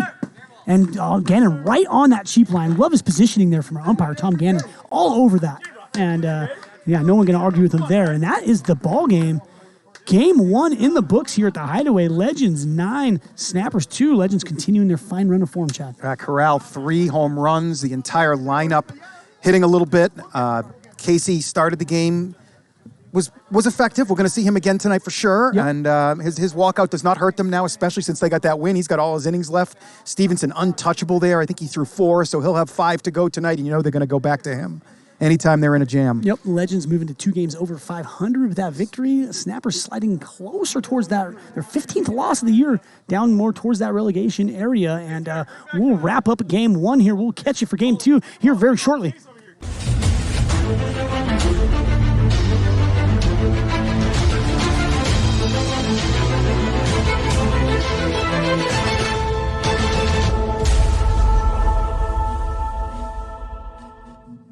Welcome back to Hideaway Field PLW Nation. Game 2 action here. Legends Snappers. I'm seeing Brandon Gregg on the mound here for the Snappers. Maybe a continuation of what we saw in Game 1. I was looking for maybe Taylor Briner to get the start. We'll see what happens there. How we doing, Twitch Nation, PLW Nation? Let's go. Channel points if down below. If we can drop that down for me so I can see what we're working with here. Let's see if they got a line, possibly. No, it's going to be 3.5. Huge adjustments by the PLW odds makers. Really moving this line. A pick 'em in game 1 and a 3.5 run adjustment here in game number 2. Let's see it. You got an opinion on this game?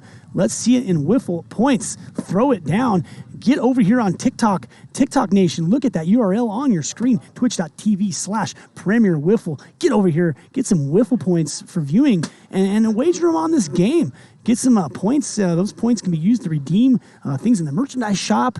Highlighted message can really interact with our community here. Get on over to Twitch. It's where it's at. You might even get a gift sub by one of our very friendly gifters in our community. And look at that shot. Beautiful Las Vegas, Nevada, everybody. The greatest city in the world, in my opinion. So fortunate to be able to play these games here at the Hideaway. Beautiful backdrop as the night sky kind of shows itself. You'll see that beam of light from the Luxor on the Strip. Just so many things to do and see here in Las Vegas, and the PLW is one of them. Cannot wait to see what this season brings us here. We have kind of two teams heading in opposite directions in the Snappers and the Legends. The Snappers have been featured in the championship game every single season in PLW's existence. The Snappers have been in the championship game. They've won one title. And this year they find themselves now at 7-15. Really chasing it here. Glenn Mendos, I know you're trying to get a large bet down on this game, and you're one of our PLW whales, just hammering down huge bets. And if I had that information, I would definitely give it to you. I will do some work for you. I see players congregating on the Snappers dugout. Not quite sure who's looking to take the mound yet. We can kind of speculate. Maybe Trench Pacone takes the ball. Billy Osgood, a likely starter for the Legends, I would say. And for me, Taylor Briner's got to get the ball here because this is just a must-win one here for the Snappers.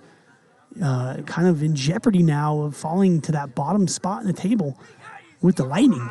And I still see a wiffle ball in Brandon Gregg's hands. He's hovering around the mound as the Snappers do take the field. And it looks like it is Brandon Gregg. I'm going to guess Billy Osgood and Brandon Gregg are game 2 starters for this one here. Chad Phillips feeling the wind pick up a little bit. He's running to his car to get his sweater. A little solo action from me up here. 476 of you tuning in on a wonderful Thursday evening. Appreciate all that support. Remember, you can subscribe to our channel here. Simple $5.99 a month. Subscribe to PLW. You can donate bits. Love to donate some bitty bits. I know we have some great gifters in the community here. Dragon Lady, what's up? Going on. You see our gifting sub ranking there. It's a true battle. GK, try hard, always supporting. We appreciate everything you guys do. And welcomes back Chad Phillips here, looking a little warmer. Yeah, it's got cold fast, huh? Yeah. We lost like 20 degrees since I got here. Yeah, sun sets, and the wind did pick up a little bit here, but still a fine evening for wiffle ball. Ball seems to be carrying a good balance of play. Ball flying out of the ballpark, but not ridiculously. Got to hit it hard still to get it out of here. Very realistic scores all the time. We can go from 2-1 to 10-9 and to 9-2, and it's everything is. Every score is on the table every game when we start out here. And here we go, getting started here. First pitch from Brandon Gregg here to Mr. Corral. If we can get a camera down on that action. Yeah, it's right to Manny Santillanes. And we're one pitch, one out here in game 2. 3.5, Chad. Oddsmakers really making an adjustment. Is that an overreaction a bit from game 1? Clearly not, as the money has come in 3 times our more. Supporters not scared at all, but a big bet just goes in on the Snappers there, plus 3.5. I don't know. I think I would have to actually lean Legends minus 3.5 here, but I don't love it. Lay the wood here, laying the runs, baby. Not scared. 3.5 runs does not scare Chad Phillips. Ground ball. Jesse Caps finally makes it out here. Good to see his game too getting off to a little better start as the Snappers are taking some late money here, closing down those odds. Maybe I should get a little bet in. Yeah, Chad, get in and get involved.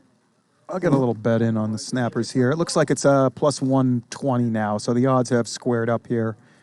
Yeah, fair betting here in game 2 action. Brandon Gregg goes in his little drop ball. Taravella takes 2 quick outs from him, as you expect. Kind of if the bets get 2 quick outs by the Snappers, yeah. Not surprised to see those late Snappers wagers coming in. 10,500, Jim. That's a fair wager. 10.5K on the Snappers, and as we even up the odds even more. Yes, creeping towards that even money. Very good line by our odds makers. Maybe not an over adjustment. Plenty of Legends support. And that's into the pan. Nice pitch there from Mr. Greg, 53 miles per hour. That's Lohman. Yeah, he wants to see the action. Big bets. Those Glen Meadows action. Glen Meadows throwing six-figure wiffle point wagers out here constantly. Swing and a miss. Taravella, clean first inning here from Brandon Gregg. Very nicely done, and Snappers have a chance to throw the first punch. Much needed for the Snappers there. They need Greg to settle in here. Only 3 pitchers in the house tonight. Greg's going to have to get them, into the 4th inning, I think, here, and then Briner can finish up the work if he needs to. But Briner's starting next game, so any innings that Briner has to come in and throw this game are innings that he can't throw next game, because I believe he does have 6 remaining. So he does. I'm a little surprised they're not using him in game 2. I kind of am too. Because then I'd really like to go after game 2. Then who knows what happens in game 3? You kind of just see what happens, and you got a chance at least to win a series. Not saying they don't have a chance. They got a lot of faith in Wilson too. Right. So, yeah, interesting strategy as always here in the PLW. So many moving parts, so many things can happen. That's why our sport is so fun to watch and be a part of. Just never know. That game 1, just such a great example of that. Just so many quirky plays, and a bit of a longer game 1 as well. That thing going about an hour and 20 minutes. Yep. It was a longer game for sure. Hopefully all 3 don't go an hour and 20 minutes. Yeah, getting hungry up here in the booth for sure. We were talking about that before the game. You remember in the fall season, we're doing those 6-hour broadcasts, so much nicer doing these little 3-hour runs, So I was up here broadcasting sometimes 2 series back to back. Yep, I did plenty of those marathons. Glad those are gone. Losing my voice by game 6, kind of. Not my voice, just my breath. Hard to talk after 6 hours. Here and Whiteboard Rick has made an appearance. Perfect series for him to show up. It's Taylor Briner. High fly left field. No doubter here to start. Way out of here. The first inning. Taylor back. He is back. It took him last week a couple of games, a couple of at-bats to get rolling, but that's a good sign for these Snappers as they jump out 1-0. Yeah, Taylor didn't really do much there in that first game, but no, that's not going to happen here in game 2. Rips to that Billy Osgood pitch into left, way out of here. Ooh, I don't know if I love this matchup for Billy very much against these Snappers. The MVP is back. Taylor Briner, remember the name. And there's a nice comeback pitch there by Billy Osgood. Tinks at 54. Wind really picking up at the Hideaway straight from the south, which means straight out of Hideaway Field. And that foul just back. Be careful. Billy Osgood's catching a lot of the plate there. Yeah, it's a little bit too much of the plate on 0-2 there. It's kind of a hanger. Drop ball up the middle. Ripped hard by Santianes. Sliding to his left is Taravella, keeping that a single. Wakefield can't put a paw on that. Good start to these Snappers here, catching some runs. And your odds, a little closing line value disappeared from you there. Yeah, we're looking at about plus 103. Yeah, a couple cents for you. A couple cents now, that's it. I still like the 3.5 runs, though. I think it's a very well-handicapped line there, the 3.5. At first, it looked like it might have been an over, but then when you think about what the Snappers are running out here tonight, it's going to be tough for them to stay with an offensive powerhouse like the Legends. And here is Jonathan Wilson, scariest hitter in the PLW. I probably have the scariest looking face. I don't think I'm the scariest hitter, but have quite a scowl up there when I'm hitting. Taylor Briner, for me, 3-time MVP. Is Wilson wearing a Legends hat? Is he? Is that what that is? Let me see. I don't know. He's going to turn around and we're going to see in a second here. Let's see. It is a Legends hat. Is that a thing? I have to take that to the board. I've never seen that as a thing. Is that approved by the PLW powers that be? I don't really like it very much. Yeah, I don't like it either. It's very friendly, and I'm sure he's showing. Do I start some trade rumors? Never hurts to start some rumors. Yeah, buddy. I love starting a good rumor. Well, not going to get traded. No one's going to want to trade for Wilson there. Garden glove off, Legends hat on. Then maybe he lost a bet.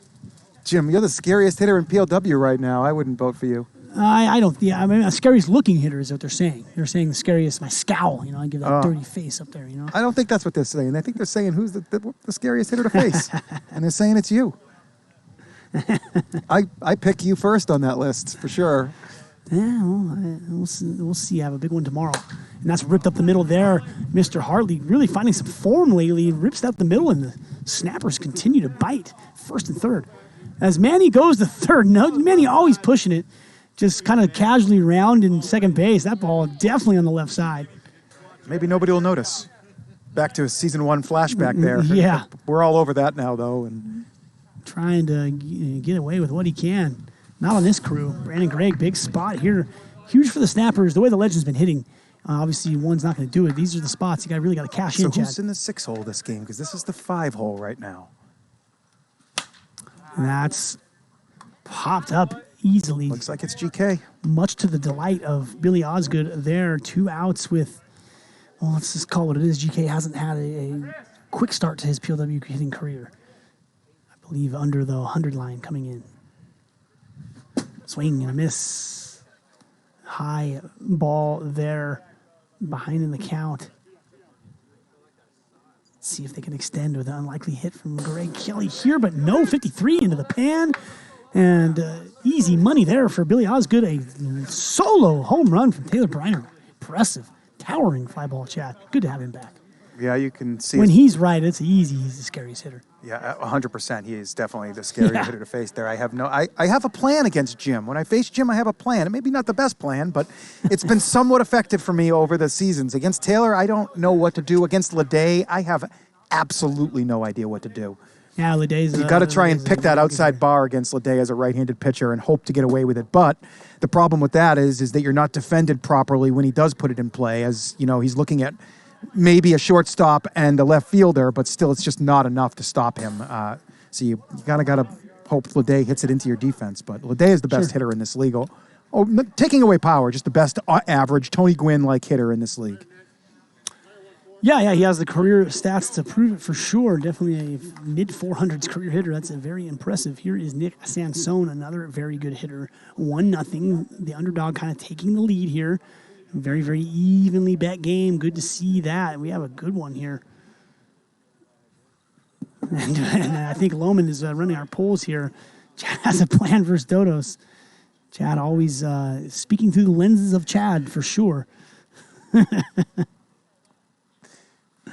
And I know Chad has done very well against me in the past. I'll give him his due. I'm probably just like around a 300 hitter against you. I don't think so. I think so. I don't. I do. I do not. I do. You got a couple of home runs and. I think, which is below my career average against you, Chad. So I was right. giving you a compliment. All right. Yeah, I want more of a compliment. You're the only good hitter in the league. I feel like I can maybe get out sometimes.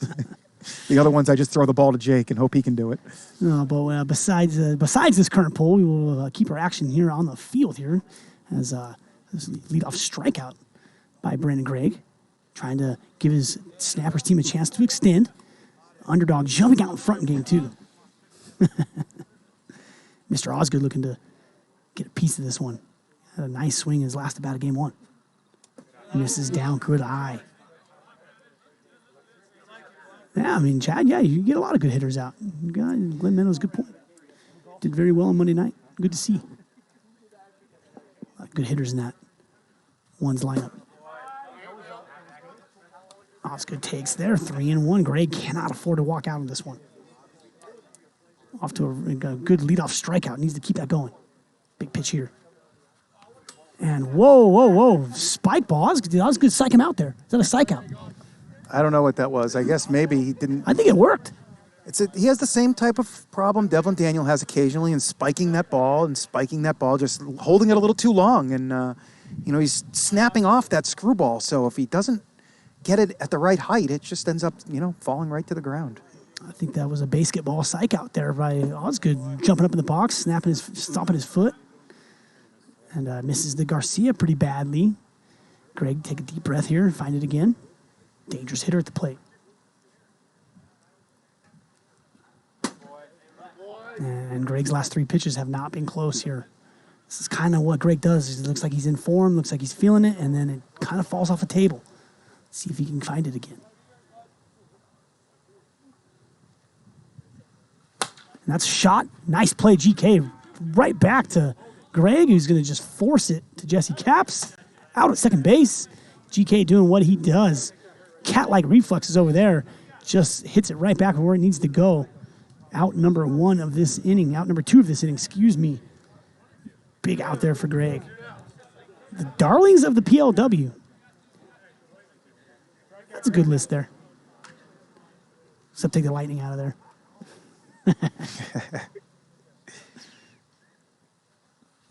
And hard hit ball. Jesse Capps using his hands out in front there. Nice play. Some good defense by the Snappers to hold this at 1-0. This game starting off more of a Snappers type ball. Yes, I think that ball caught him, by the way, yes, just for the record. Yes. He couldn't miss his hands. He couldn't get him out of the way in time. But good play by Jesse, reacting to that. It's hard to tell how hard they're hit sometimes. Sometimes they're smashed, but they kind of come off the bat as like a changeup almost. Sure. And it's just, that's the toughest part about hitting too. You know, some guys, you throw it hard, they're all over it. But then once you slow it down to 42, they just can't adjust and they're all out in front. They've lost all their power and all of a sudden you're looking at a very weak swing. And when you see that happen on like an 0-1 or a 1-1 count, it's really bad. You can't give up that. You get one strike, and then the team gets one strike. So that first strike, you better look for something and swing with some conviction. You don't want to look silly. And then when you get the two strikes, now you have to take a step back and just look to go the other way, slap it around, hit it deeper, you know, see the break, and just make sure you get a piece. And balls in play, especially when the wind is blowing, and especially off the end of the bat, opposite field, have a lot of spin on them, and they create difficulties for fielders. And if you can do that enough in one game, you're going to create some base runners, and one of your guys is going to hit the ball into the jungle gym. Ooh, man, deep insight there from Chad Phillips, our guy, doing some great color work there. I agree with everything you said there, but I'm not going to miss Taylor Briner. Hang on a second. Oh, that teaks the top bar. Ooh. Beautiful pitch by Osgood. Must-see TV here when this guy's right. And ooh, gets one to pitch there, hanging up there. Between and he kind of grimaces that hand. You see that? You see him shaking that hand there. And he's grimacing right now. Look at this. This is good footage. Yeah, he got. So you missed last week. You missed last week. No, yeah. So before his grand slam against the Cajuns, it was a 3-2 pitch, and he stepped out for 40 seconds and did exactly this. Oh. Leday was starting to get a little antsy out there and wanting him back in the box. Taylor hollered back out at one of the outfielders, and then if this is the case, Taylor shouldn't be playing. And then he hit a grand slam, and he's not 100%. No, he's definitely not 100%, which the Snappers were all excited he was coming back, and it's a great thing that he's back here, you know, with full body parts, but at the same time, he is about 75% right now at most. And I don't know. I mean, you want a full Taylor Briner back. And he did also say, Jim, that he was a little more concerned now that there's no cast on protecting it. He felt kind of safe with a nice big cast on there, that he wasn't going to hurt it worse, but now he's a little afraid that it's unprotected, and if he falls on it, and he does not want to be hurt again, man. He's been hurt twice in a row, same hand, thumb on his left hand, and then wrist on his right hand. So he wants to stay healthy, and you're right. You're right. He did that about 8 times last week. Stepped out of the box and flexed for 10 to 40 seconds. Yeah, that didn't look very fun for me to watch that. One of my favorite players. Ground ball to Santianes, Trench Pacone, as automatic as it gets. Deals that one to the backstop. Out number 2, Osgood. That's out. GK walking out. Thought that was third out. How much would you pay to watch PLW live? There's no price break in between 0 and 50, huh? Find Major League tickets cheaper than $50. Yeah, you can. I think we've got to find another price in there between 0 and 50. I wonder how the AAA prices are going to be out here in Vegas. I haven't taken a peek at those tickets yet. Very upset at that. This is a subject I don't like talking about. Most expensive AAA tickets in the country. Unbelievable. But AAA game tickets. But on StubHub, I went to about 20 games for under $300. Beer prices are incredible too. Yeah, like Major League Baseball beer prices there. Yep. Ridiculous. You can if you're looking for a single ticket, you can go on StubHub and grab one for between $9 and $13 last minute and kind of still sit where you want. They're not very strict in there, so great $13 hot cocos. I just lost my mind in there. I go to AAA Baseball Midwest a lot when I was playing. I'd go out to Iowa, those parts of the country. You could catch $2 hot cocos at mostly any minor league baseball game in the country. And in Las Vegas, it's literally a $100 night for some reason. Yeah. And to watch AAA baseball, I don't understand. They have dollar beer nights, which is now they do, but it only lasts like 2 hours. Yeah, it's like it's not a true dollar beer Thursday. Every other place on Thursdays, it's dollar beers all night long. It lasts for 2 hours. There's a lot of ballparks, Chad. And you're in line for an hour and 45 minutes of it trying to... Yeah, ridiculous. Yeah, you spend the entire 2 hours in line. Yeah, this is a subject I get a little... And it's a $2 beer night. Glenn Meadows is right. It's not even a true I said that. I said two. It's two. Most stadiums, it's 1 on Thursdays. very familiar with minor league baseball stadiums. Oh, StubHub is great. StubHub is great, Jake. I use it for almost everything, and I have a nice connection for tickets. And when I can't, when I'm getting something smaller or something off the radar, I just go through StubHub, and usually last second you can jump in there. All right, back to the action here. Top of the third. Good start to this game. Kind of the underdog, and J-Rock rips that to Caps, fumbles it, gets it, and Frisbee's one home for the first out. And this game, I was kind of touching on it earlier, Chad, playing a little bit more Sand Viper style. Briner carrying the offense, and then good defense on the back end, good pitching. That's how the Snappers win games. Not the big slugfest that the Legends want to play. And swinging a miss away. Greg's settling it in here. Good screwball there. Kind of stands up halfway there and just kind of starts floating in the other direction. It's more of a little lighter of a screwball, but it's tough to square up still, especially from the tall lefty.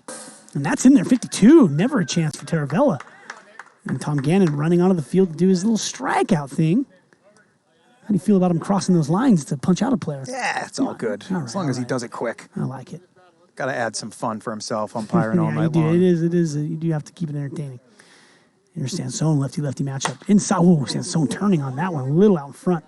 Matter of time before he squares that one up. Or straightens that one out, I should say. 0-2 count. Long strike there for Greg. Greg doing basically God's work for the Snappers right now. I mean, he's crucial innings here. If you can go 3 scoreless. 1 walk for him. And tries to go hard, slider down and away, misses. Best ballpark snack, hot dog, nachos, pretzel, peanuts, or Cracker Jack. Yeah, this is an easy one. It's classic. I like classic traditional here. Nothing better than a dog. Yeah, I can't think of many games I've gone to that I didn't get a dog. It's just part of like the culture. You Yeah. gotta go get a nice dog. Hot dog, one of my favorite foods in general. 2-2 pitch Big from fan. Greg. Ooh, gets out and cuts that one off before it drops too low. Nice job spoiling that. Once again, Nick did have hip replacement surgery in Yeah, I November. don't care what you say. That's not an easy injury. No. I don't care how far along the technology's come. And that's rolled over first base. GK.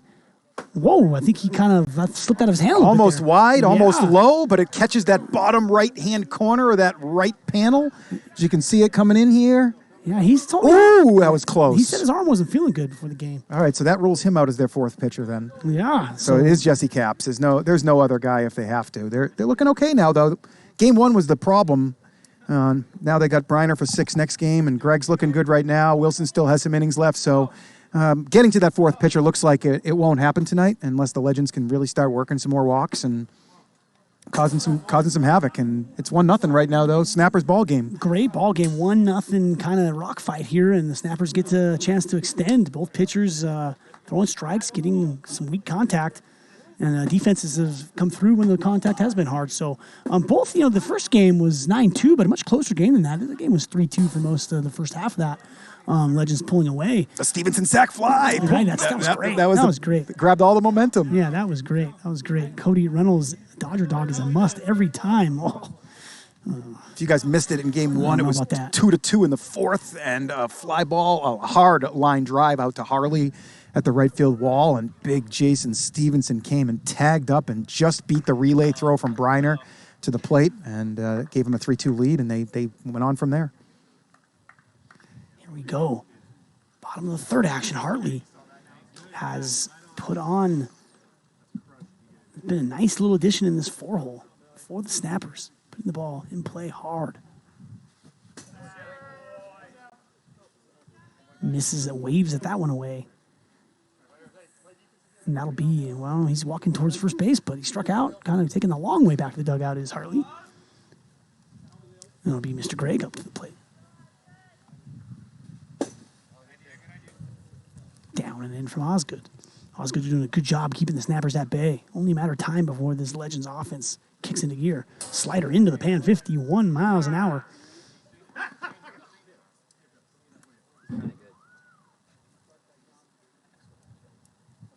Yes, no more Farmer John for the Dodger Dog. The Dodger Dog has lost quality so badly over the years. Grew up going to Dodger Stadium. When I was a kid, the Dodger Dog was the real deal. Today's version of a Dodger Dog is embarrassing. Yeah. It's embarrassing. Fenway still has some good. Pathetic. That Fenway still has some good Franks. I mean, I haven't been there in 5 years, but Yeah, the Farmer Drawn contract was huge for the Dodgers. Oh. Yeah, that went away, and the quality's awful. that stinks. Actually, you don't want to pay $10 for a terrible hot dog. Yeah, and then they're like $16. Yeah, 16? Yeah, No, you're probably they're in right. that range. Oh, it's my- ridiculous. oh, man. Yeah, I mean, Man, you get a lived in that six-pack. city a long time. Get a 6-pack for ballpark Franks for $3.59 at the supermarket. As Osgood walks his first batter of the game with one out here in the third. Yeah, nice work by Osgood. Only one walk. He's been pretty legitimate. Greg does a nice job getting a base runner. Let's see if the bottom of the lineup can turn this thing over. And GK staring at a strike there. He's kind of waved at that high pitch. His first bat struck out looking and then takes a one into the pan there. Wind's picking up a little bit here. That's a hooked foul. Reynolds, that's a legit take. You do have to get one when you go to the ravine, no doubt. Which is how I know they've decreased in quality, because I just keep getting them.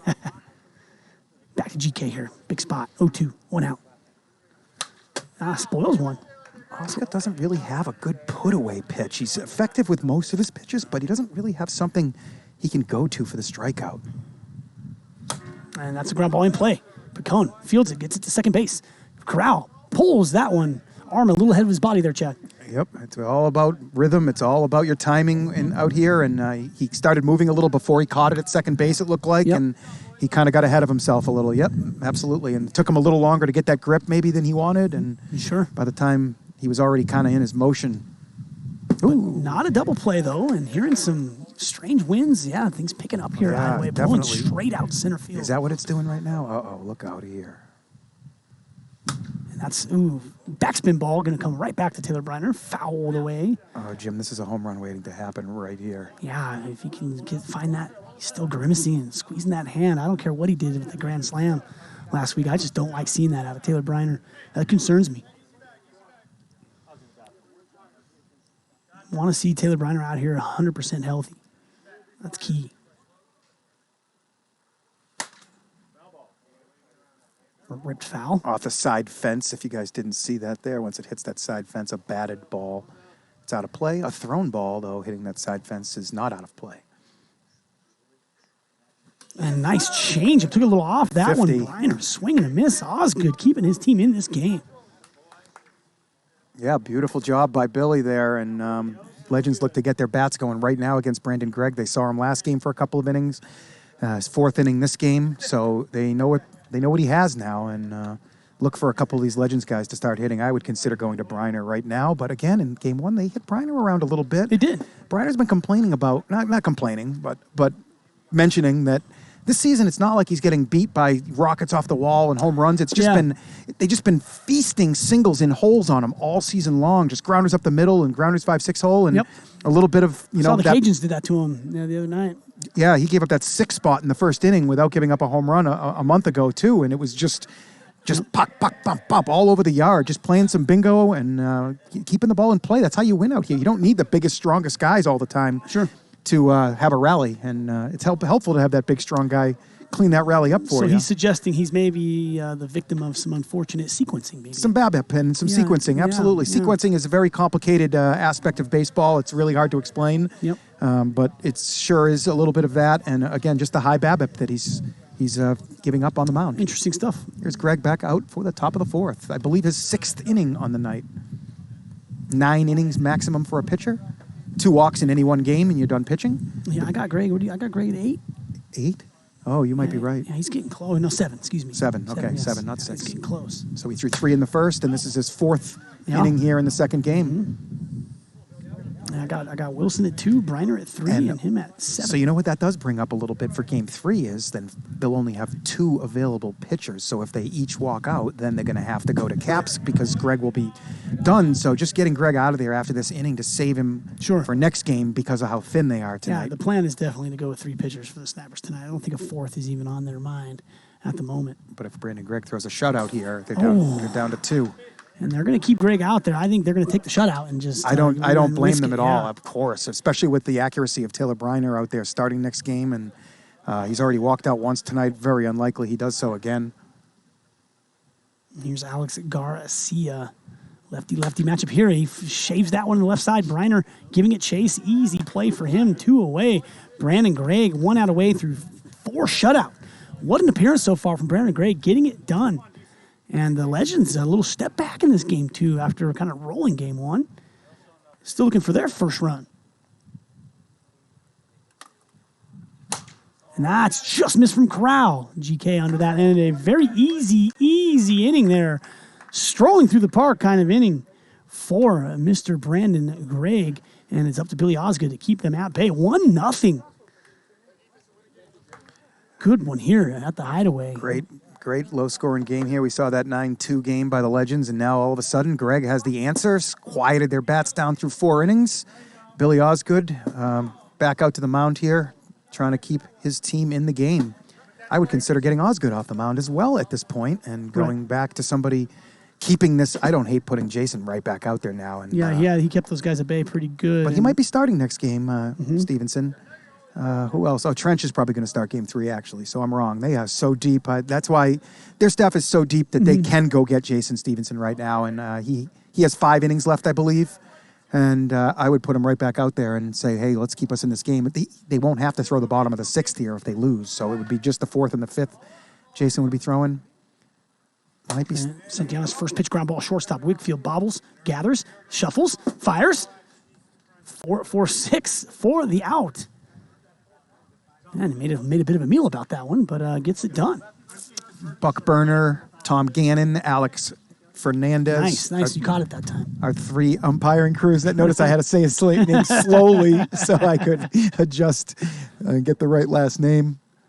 I saw Peter Mockabee just bring a player up in the chat that I haven't heard from since I was a kid. Who's that? Kent Merker. Oh, geez. Kent the Magic Merker. Lefty for the Braves. Kent the Magic Merker on the Braves. Haven't heard that one in a while. He was the 5th starter for that Glavin. Yeah, for that, yes. Avery, the Glavin, beginning. Yeah. Yeah. Steve Avery, part of that. Oh, what a rotation. Maddox, Glavin, Smoltz, Avery, Merker. That was probably the rotation for 2 seasons. Yep. Kent the Magic Merker. Good stuff there. I think he was a pretty good hitter, too, actually, if I remember correctly. I can do that all night. Just start naming 90s baseball players. Yeah, me too. That's great stuff. Name teams. Here we go, J-Dub. Waving slider tips. That does hit the bar, and down goes J-Dub. Is that 2 quick outs here for the 2 quick outs, and maybe I'll take back what I said about Osgood. He looks like he's actually getting stronger as this game's moving on. He's starting to really find his couple of different frisbees he throws at different speeds, and he's really tough to get a beat on when he's doing so. And making up for that long first game, making up some time here in game 2. 1-0 flying by. And swinging a miss from Hartley. And the Snappers need to add on to this lead. That's a good poll. Yeah, over 3.5 runs is 1 run enough? Is the poll. Swing and a miss. Easy money from Osgood. 2 pitchers dialed in. You get a 9-2 game. Right back with a 1-0 game. And goes the lineup card, Chad. It's trash. Wind really picking up. But yeah, we really get kind of such a variety of styles of games. I did not see a 1-0 game coming here, especially with no Briner, no Stevenson. Oh yeah, bringing out 90s Braves players here. Ron Gant, of course, yes. Why not? Jeff Blauser, part of those Braves teams. As Buck has just given me a little gift, Jim. Mark Lemke. Little gift from Buck. Oh, no, don't let GK see that, Chad. You're lucky he's on the field. Maybe you get away with it. Yeah, I might. But tomorrow you won't. Tomorrow I'm umpiring. Tape never lies. Tape doesn't lie, Chad. Can always go back. Oh, he's going flat. I'm not a rat, Chad. I won't rat you out. All right. Nobody will know.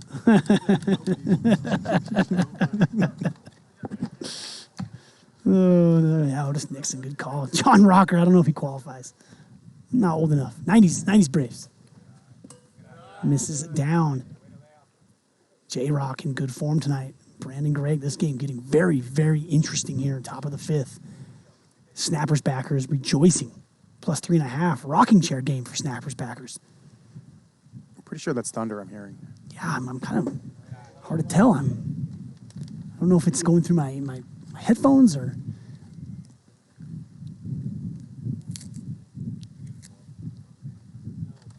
Yeah, Mark Lemke, mentioned him a second ago. Yeah, Jeff Blauser, great double play combination there.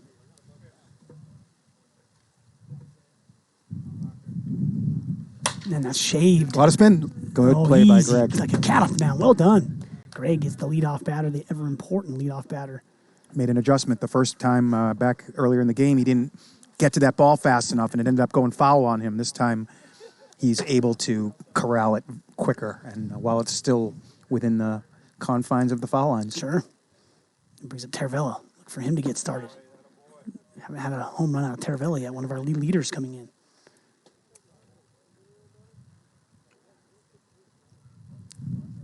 Serious game here. Ground ball. Caps. Stuffs it. Floats it. Easy. 2 away. Flying through. Rafael Belliard. Great call. Beautiful. My favorite player ever was Chipper. So Chipper Jones, yes, qualifies. Mike Greenwell and Chipper Jones. Mark Wohlert used to throw gas. One of the first 100-mile-an-hour throwers, man, when he kind of was ahead of his time on that. Mark Wohler's cheddar. All right, let's pick a new team. Random team in the chat. Let's go. Someone in the chat. Let's give another 90s ball players. Let's throw another team down. Any team y'all want. And I'll keep you on the game and have a theme for the chat as well. Here's Sansone with 2 away, nobody on. Who could step up for these legends? Oh, we got Red Sox up there. That's an easy one. Oh, boy, this is going to be going all night. Ripped into right. Hartley in front of it. Keeps it to a single. 2-out knock for the Legends. A little bit of life. Feels like it's the first hit we've had in a while. I think you might be right. I'm not even sure how many hits Brandon Gregg has given up this game. Yeah, you might be right. Ooh, 90s Rangers ball players. That's a tough one. Ruben Sierra featured from those Rangers. Like Juan Gonzalez, Palmeiro, and Sierra. Deadly triple threat there for the Rangers. Here's Osgood. Oh, Ting's outside bar, nasty. This is the best I've seen Brandon Gregg pitch, I believe. He's never made it through a game. He's always. I could be wrong. I do not believe he has any complete games in his career. I believe his longest appearance is 4 1/3, which he has surpassed here at 4 2/3. And that's down. Ooh. Does he have a walk? I can't remember. Gregg has 1 walk, I believe, Okay. yes. He's got to be smart here. Good pitch to attack right now. Oh, Osgood had a pitch elevated there a little bit in front of that. Oh, Rusty Greer, solid.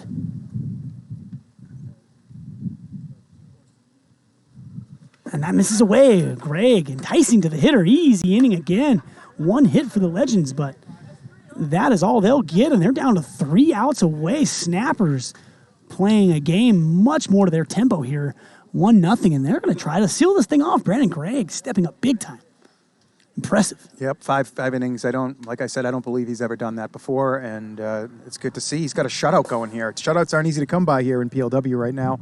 No. Even some of the quieter offenses have still mostly found a way to put a run up. A few pitchers have established the ability to throw shutouts. It's been a very, very few select pitchers who have dominated entire games, and Gregg has not been one of them to this point, but so far, so good here, trying to get his snappers back on in this series. They lost game 1, 9-2. They gotta even this up and give themselves a chance to win tonight. Shocking scoreline here with these two pitchers. I mean, these two pitchers kind of been giving up runs all season.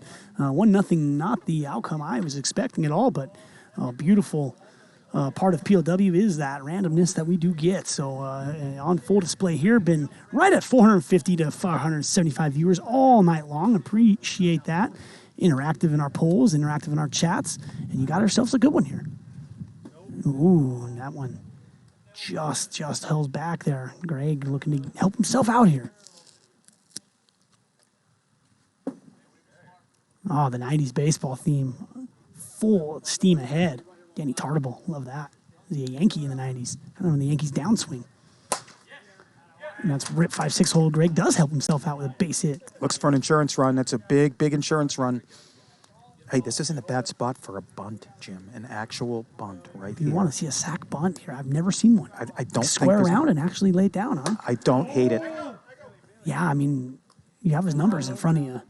It's a spot where a productive out's probably better than trying to go for a hit. It is hard to get that sack bunt because it's not that difficult for Corral to run in and pick it up and throw it to second base. But it creates a slight bit of difficulty, and maybe he just chooses to come to the backstop, which would advance that run to second, and that's a big insurance run over there. And with Taylor up, just needing a single would be huge. Yeah, you're right. That's I don't hate that either, Chad. Slider, that's in there. Nice pitch, 54, easy money.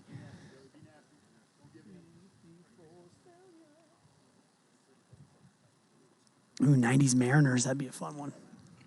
Ooh, just up in the zone and maybe a little inside. Chris Bosio. Jay Buna. Jay Buna. And that's ripped. And there's that single you're talking about there. That maybe you're right. Maybe a sack fly. Maybe there is some rooms for sack bunts in the PLW chat. Not much, but in a 1-0 game, With a hitter in the that's last probably, inning. I mean, Greg Kelly's probably got 1 or 2 hits on the season. Yeah, and, I'm not saying a bunt would be easy, and I'm not saying that it could not. You got to be careful because it can turn into a double play if you just bunt it right back to the pitcher very easily. Sure. You got to make sure you get it right down that first base line and make somebody run after it and then have to make a difficult play if they want to try and get the lead runner. If they don't and they just want to take their out, then they come home and then Taylor's single drives home a run. But maybe they walk Taylor as well and you just create a little doubt in the minds for the Legends. Oh, swing and a miss. Billy responds. That's a big strikeout there. First and second, 1 out. Santillana's going down 2 straight pitches. Ryan Murphy is going to be the man called upon to get it done. Hitting for J-Dub, I believe, here. He wasn't in the lineup this game? I don't think Murphy was in the lineup this game. Yeah, first at bat of this game. Okay. Yeah, I think you're right. Slider missing up and away.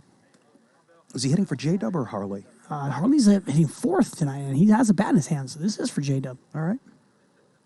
And that's down. Oh, boy. And Osgood, the pinch hitting kind of working here. He's kind of lost his control. And a walk, a huge walk, second walk for Osgood. Give it up for him. That was a beautiful outing by him. He goes 4 2/3, 1 run, but is responsible for the 3 on base. There's a man I can think of that's perfect for this job right here to get this out. And here he comes out to the mound. You must be talking about Kirby Buckets. Kirby is going to help. Speaking of 90s baseball players, no one's really thrown a Kirby Bucket out there. More of an early 90s guy, but... But no, the man I was talking about is right there addressing Mr. Puckett, Mr. Bucket. There it is. He threw 4 beautiful innings in game 1, gave his team a win, an easy win, and now he's looking to get out of this bases-loaded jam, put some momentum on the Legends side as they only are chasing 1 run, and their whole lineup is dangerous. So this is a big, big spot here. A base hit, Snappers probably win. Stevenson gets this out. I'm going to say the Legends are going to get a run and tie it up at bare minimum. Yeah, good easy call here. Stevenson looking like the right option. Inherits a big spot here. It's going to be David Hartley Jr. Haven't seen too many 90s Cincinnati Reds players in the chat. Come on, let's get the variety going. Chris Sabo, Jose Rio. Some of those early 90s Reds teams really good. Come on, boys. Tucker Barnhart. Yeah, that's a current Red. Oh, is he? Oh, no, I'm thinking of somebody else. Who's their catcher back in the late 90s? Oh, boy, the Reds catcher, that's a tough one. No, it's not. It's an easy one. Pat Borders is a catcher I got for the Blue Jays. Yeah, Borders moved around a little bit. Barry Larkin, one of my favorite players. Paul O'Neill in Red back then, too, as well. There's Eric Davis. Yeah, of course. But big spot here. Let's go strike number 2 from J-Rock. Does he go slider? Does he go screwball? Drops down. Goes heater ball, 60. Ooh, Joe Oliver. Nice call. Good stuff, guys. Who was the old Reds closer? Rob Dibble.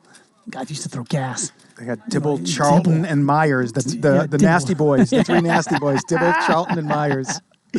Good stuff. Dibble was a character. So was Charlton. Yep. And swing and a miss. Stevenson does the job, gives the Legends a chance here in the top half of the 6th. We move on. Great ball game here.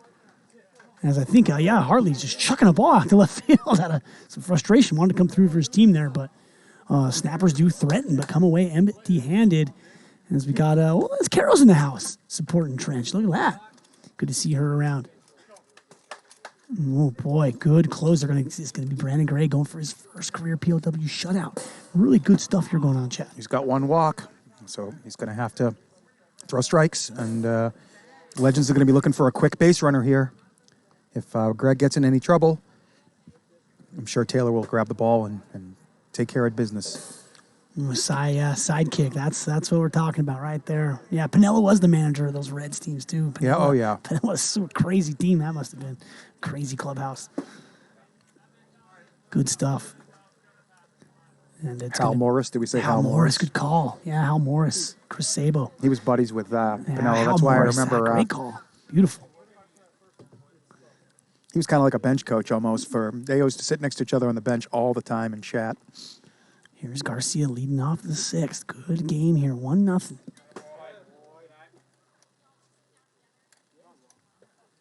One and one. Greg does have a walk. Pitched a beauty here at the Hideaway. Inside. Oh, I'd hate to see Greg lose it here. Let's see if he attacks with something, or is he going to stay throwing that nasty drop ball? He's really had these guys off balance. Screwball coming. Screwball, yeah. I call it a drop ball. His screwball kind of is more of a backup, almost like a backup 12-6. Yeah, correct. Yeah. It's not as sharp as some of the others. Yes. But it does fall hard. It does fall out of the does. sky, so it's tough. And he misses first, but doesn't even get a chance. And everybody give Brandon Gregg a round of applause. Beautiful performance there, shutting out a very dangerous and hot Legends lineup. And it's going to be Taylor Briner going to take this team on his back again. 6 innings left for Taylor, so he's using one of them now, which that means next game he'll only have 5, and he'll be the starter next game, so that could become relevant at the end of Game 3. But they got to get this game right now. They don't really have a choice. They lost Game 1 9-2, and they have to close the door here. I have predicted the Legends to come back here and take this one. I think the Legends are going to win here. Yeah, leadoff runner aboard. Objective 1 complete for these Legends, getting the Lomo going here. And now that also turns the lineup over for a dangerous Derek Corral, who saw what he did in Game 1. How many people think in the chat you know what the Lomo is? Yeah, the big Lomo. The Lomo. Who knows what the Lomo is? Yeah. I'm sure a few of you do. My jargon coming through. Apologize for that. No, I like it. Should be more clear. Let's make it let's make it a clear word so we can use it in the future. Yeah, Lomo, important for pitchers and hitters. You can probably, the percentage of Lomos retired or reached for the offense, difference in a lot of ball games. I believe in the majors, it's over 50% right now. It was like 52% last year. How many of those guys come in to score? 52%. Leadoff man on, 52% come in to score. Very good, Jake B. and Mr. We'll just call it 1977 Duck. Call it Duck. There we go. Leadoff man on. Lomo time here at the Hideaway. Screwball missing down a Corral. 52% of leadoff guys. That's I believe it. Same with about leadoff walks. 50% of those come in. And Briner did have trouble with his command in that first outing in Game 1. Walked out of that. A very rare occurrence for Briner to walk out of games. Very. Corral, just goes for it, skies it. That's going to make it contact some trees and be out of play. GK giving it chase. 2 strikes now on Corral. Corral looked like he got a really good pitch to hit there, Chad. Just a little out in front of it, and it definitely stayed up where Taylor does not want to miss to Corral here. He's got to get the ball down right now. 2-2. And he misses down there, 3-2. Ooh, a lot of tension here at the Hideaway. Big pitch right here. Briner, 3-2 to Corral. And that's up the middle. Caps, grips it, flips it to Santillanes, fires. And that's into the backstop, 4-4-9. Double play. The Snappers roll a pair. Yeah. Rally dead. 2 outs, no one on. And Stevenson going to have to get it done himself right now, maybe. Definitely snapper ball here. Defense and pitching leading the way. Cap's redeeming himself out there for a few tough plays he's had tonight, and that was a big one. And here's Stevenson. Not done yet. And that screwball's just missed down a little bit. Yep, that's a good location, though. Stevenson's going to chase that one sometimes, and this time he didn't. That's scuffed off of Briner's face. Rolls up his forearms. Fired 85 into the zone. Game 2 is complete. It goes to our underdog, the Snappers. 3.5 runs not needed. We'll take it on the money line, Chad. Winning outright here, 1-0. Any final thoughts from you there? It was all Brandon Gregg. 5 shutdown innings. I think he gave up maybe 2 hits, and he had the 2 walks. I can't even remember how they got their run. Was it just 3 singles in the first or something like that? A walk and a couple of singles in the first inning? Yeah. A little bit of kind of strung a few together and scratched across a run and then hangs on. No. Taylor Briner with a leadoff home run to start the game off. He led the game off with a home run, and they stood on a 1-0 game. Stood on it the whole time, shutting out a hot Legends lineup. This Legends lineup is in form. So kind of a shifting of the guard there in that game at 2, and that sets us up for a great rubber match here. It really does. Game number 3. It really does. Nobody go anywhere. We're going to sign out for 15 seconds, and we'll be back for game number 3. That's right.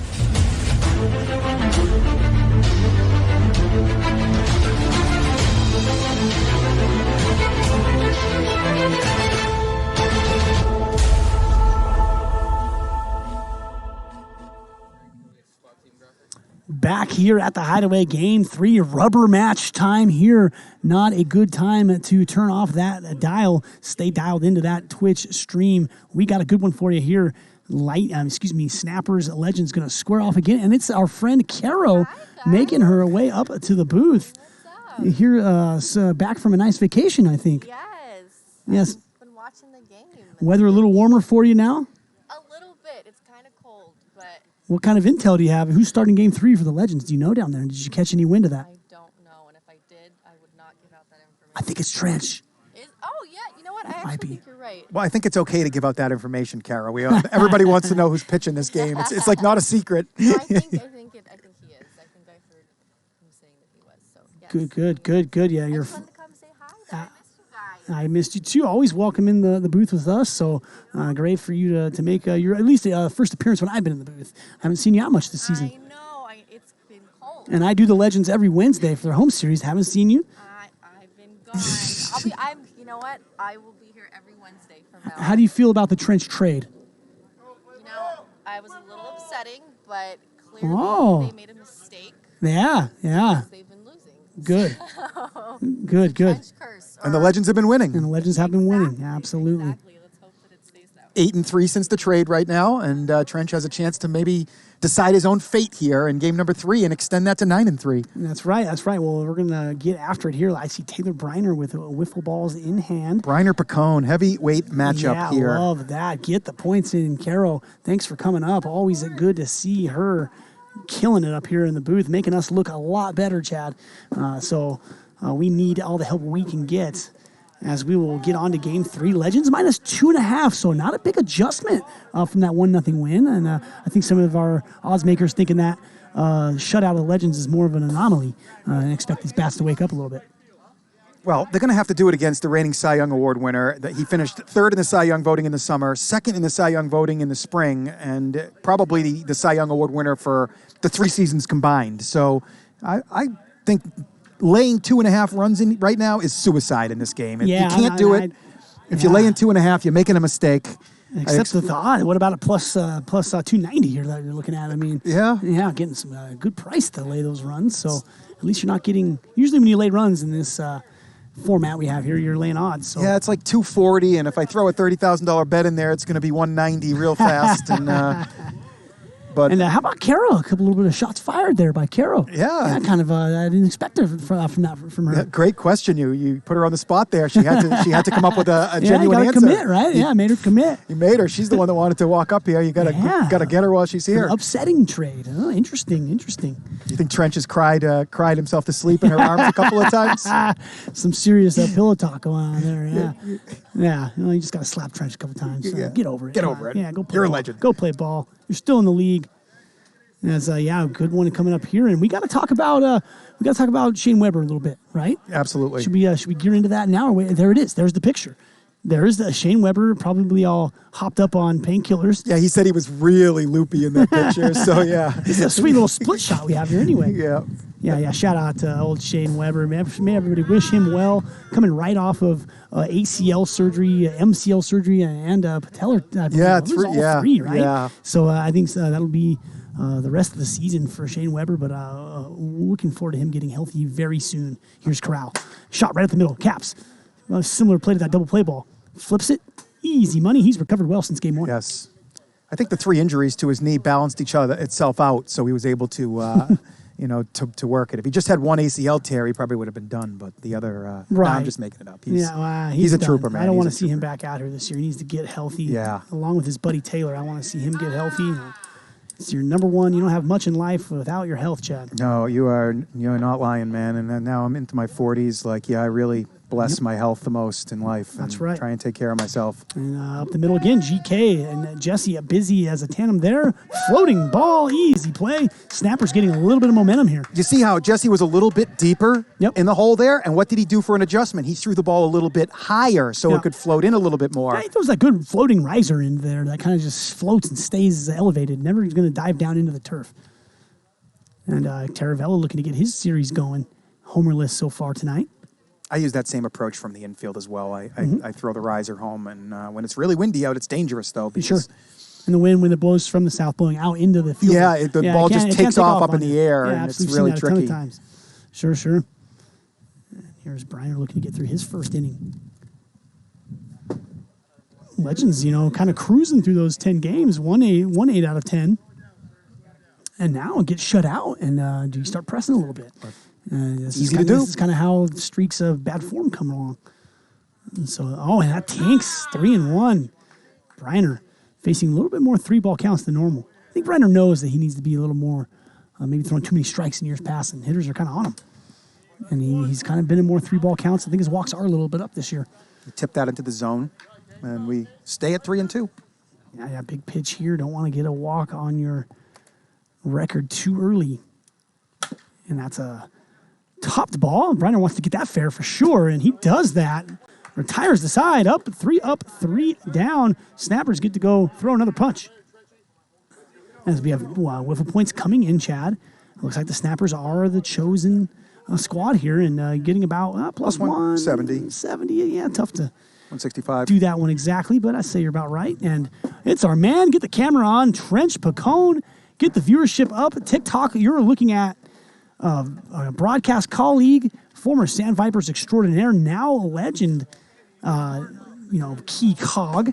Get on over to Twitch. Check us out.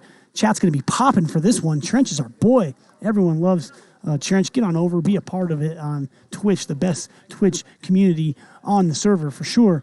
I mean, our guys in the chat active all night long. Absolutely. Chat. If you're on TikTok, you're doing it wrong. Yep. Just get off of TikTok right this second. Get that Twitch app on your phone. It'll take you 20 seconds, and then just search Premier WIFFLE there, and you will find that live broadcast, and you will be blown away as to how much better it is than what you are watching on TikTok right now. Yeah, couldn't have said that any better, Chad. Multiple camera angles, and you get to maybe catch a view of me and Chad up in the booth as well. So right now you're going to get a view of Trench Pacone and Taylor Briner. Big dog matchup here. Good stuff. Game 3, rubber match. The runs really, really halted there in Game 2. Let's see if that continues here in Game 3. Interesting shift in momentum. Whole series has been a little quirky, Chad. It has been a little quirky tonight.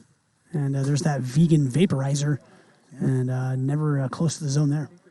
Trench does feature the slowest arsenal of pitches in the league that he's able to go to, but he's still also able to come 60 if he wants to. So he's very effective at mixing up the hitter's timing. Oh, look at that PLW mug there, Chad. Someone just bought one. Oh, great purchase. Excellent use of WIFFLE points. Oh, there's the vaporizer right there at 45, and Taylor takes it. Count moves to 1-2. Coffee just powers my day. Beautiful. Be able to look PLW right on your mug. And Taylor holds. Very nice hold there from Briner. Enticing pitch from Pacone. Third full count here. Early drama. Swing and a miss. He got him to chase. Held off the one before, but that one cannot hold. Nice pitch from Pacone. Probably 4 feet of break on that. I mean, let's take a look at it here on this replay. Oh, yeah. Maybe not 4, but it looks like it's coming in, and then it just stops and just starts going away at a very quick clip. And Brandon Gregg, the Game 2 hero. Back up in the 2-hole here, Jim, it looks like. The Snappers kind of mixing their lineup around big time here tonight. They don't really know what they're doing without Weber yet. They haven't. Yeah, it's been. Weber's featured literally every game, as you touched on. He's very, very present in this lineup, so it's a huge piece. And again, get well very, very soon.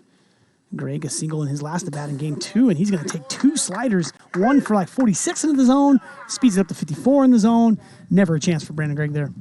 I would say that Shane Weber, if we were to have a record on did he hit a home run in the series, I bet you he leads PLW going back to season 1. Yeah, he's hits a ton. Out of the 70 series that he's played, he probably has a home run in like 60 or 62 or 3 of them. And that's impressive. He's extremely consistent, and he's going to get it's on the infield. Santillanes on his front foot there, slows his bat down, Chad, on that floater. And that's going to be an easy inning for Pacone. And more of the same from game 2 here to start game 3. Scoreless first inning, not many base runners. Yeah, we haven't seen many runs lately. This series really shifted here on kind of the balls in play and the base runners on the base paths. Very, very different dynamic. Didn't see that coming. It looked like we were going to have a night of a whole bunch of runs, and all of a sudden we have a night of a whole bunch of outs. And 1-0 in game 2. We saw the Snappers prevail. Legends 9-2. But they tacked on most of that late. That was a close game most of the way, like you said, and they found a couple of home runs in the 4th and 5th innings to pull away. And now in game 3, we shut down first inning. 2 pitchers both locked in. Taylor Briner, an absolute star out there. I expect that to continue. And look for this game. One mistake is going to be the difference. One mistake on defense. Yep. And that could cost you the game right now. Right now, it looks like the Snappers kind of have an edge on defense. They've really picked it up there after game 1. And GK and Jesse Capps doing work up the middle. And the Legends are kind of living up the middle, and not finding those holes they were finding in game 1. And the Snappers, game 1, Jesse couldn't get to anything. And all of a sudden, he's getting to everything. Yeah, so some of that sequencing and variance is evening out here. Yes, that straight sequencing is correct. So here's Sansone. Let's see if he can find something here. And swing and a miss. Pitch low in the zone. Very enticing. Nice location there from Briner. Yeah, it didn't come back to him. He was expecting it to kind of trail in a little, and it just stayed out there and kind of fell. The 0-2. Screwball kind of threw it a little too hard. Didn't get the break on it. Maybe on purpose. Well, look at this vote. Who's going to throw more innings this game? Yeah, that's a great poll. I don't know about that. I mean, Briner's like $1.80 there, probably. Yeah, I mean, that's a strike 3 looking on that submarine pitch. Got Sansone twice with that now, and both times looking. Yep, and he spaced them out about 2 hours apart because the last time he did it, he forgot about it. Good call. It was probably like 6:15, and now it's 8:30, and it was time to sneak another one past him. Taylor, brilliant there. Extremely intelligent pitcher. I would switch around this poll. I disagree with it heavily, maybe more than any other poll we've done. Yeah, you're all just Trench fanatics. Yeah, just a bunch of Trench fanboys. Yeah, that's just like, man, popularity is a thing. Trench killing it. Love it, though. Love to see support for people out here as Osgood steps in against Briner. And we're going to get into a poll that we had last night. We still have another picture to show of another player. And that's topped hit foul. Kind of had a poll of who played for the most teams in PLW history last night. GK 5 teams. That's a lot. That's a lot. I've played on 3. And he hasn't even been out here. He kind of got out here in the summer. Yeah. He really wasn't even out here from the first couple seasons. GK, 5 teams. He's found his home here as a snapper. Base hit from Osgood. 1 out. A little 1 out rumble here. Garcia rounding out this Legends lineup. Comes set. Misses away. A little 12-6. Pacone dominating that pull. Shocking result. Screwball 55. That thing looked hot, too. Taylor locked in, man. That was a great pitch. Taylor is locked in right now. He's locating all 3 of his pitches. Going to be really tough on the Legends this game. Kind of goes for that submarine slider, but kind of gets around it a little too much. 2-2. 1 out runner at first. Game 3, top 2. Slider. Same pitch he got Sansone with. Gets Garcia looking. 56. Unfortunate there. And the Legends need to talk about that. I mean, the lefties are kind of getting locked up on that submarine ball. Oh, got probably his best pitch to hit there. Yeah, not a very good swing, though, because he's so off balance from the previous 3 pitches. He's up there guessing right now. He doesn't really have a good feel for this at bat right now. So you see just kind of a late, lazy swing. Well said. Screwball. He saw that one up a little better there. Yeah, that one up in the zone, still kind of coming around it up and trying to pull it a little too much. Although the screwball is the pitch to pull probably from Briner.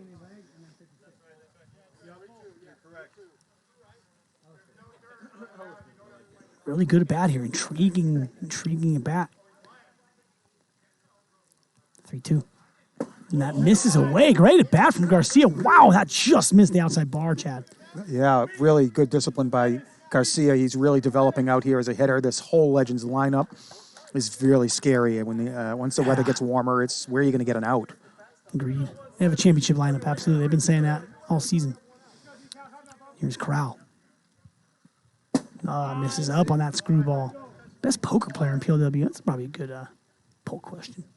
Woman would be all over that. Oh, swing and a miss on the slider away. It's Corral chasing. Most underrated player in PLW. Garcia is on that list. He definitely deserves to be mentioned.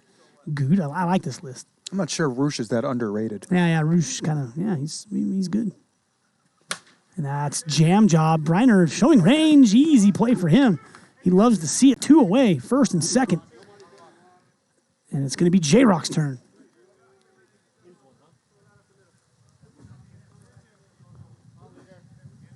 No, my money's on Garcia. Garcia's a very underrated player out here.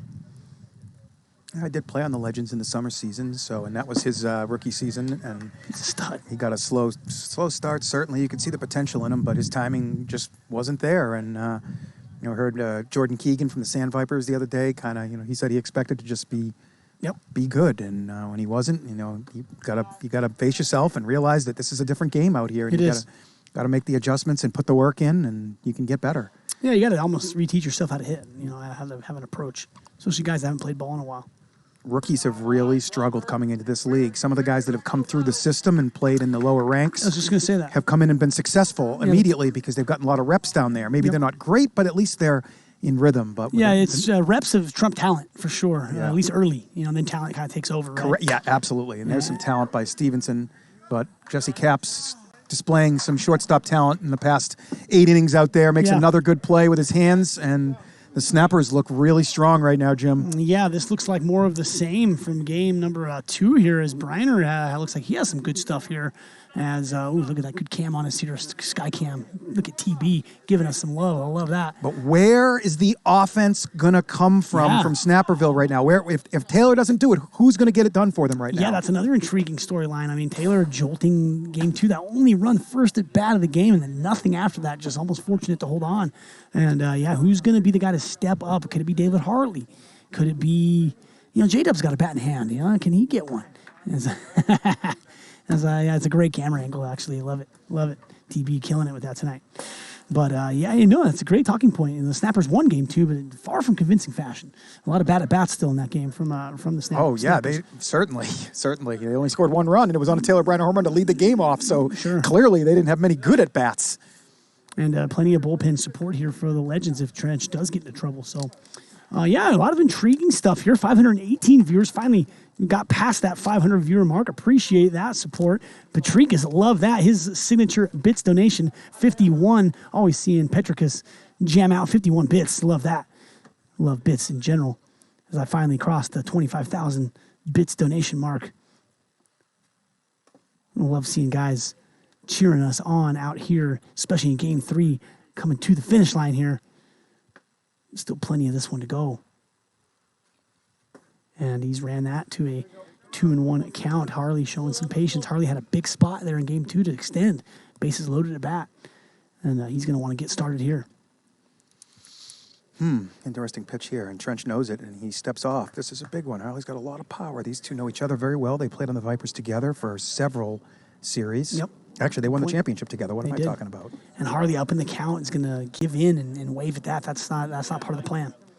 Just don't realize how much that pitch is actually breaking. It looks like it's just a slider. It's going to break into the zone, but it breaks all the way into, through, and out of the zone, and Harley comes up empty.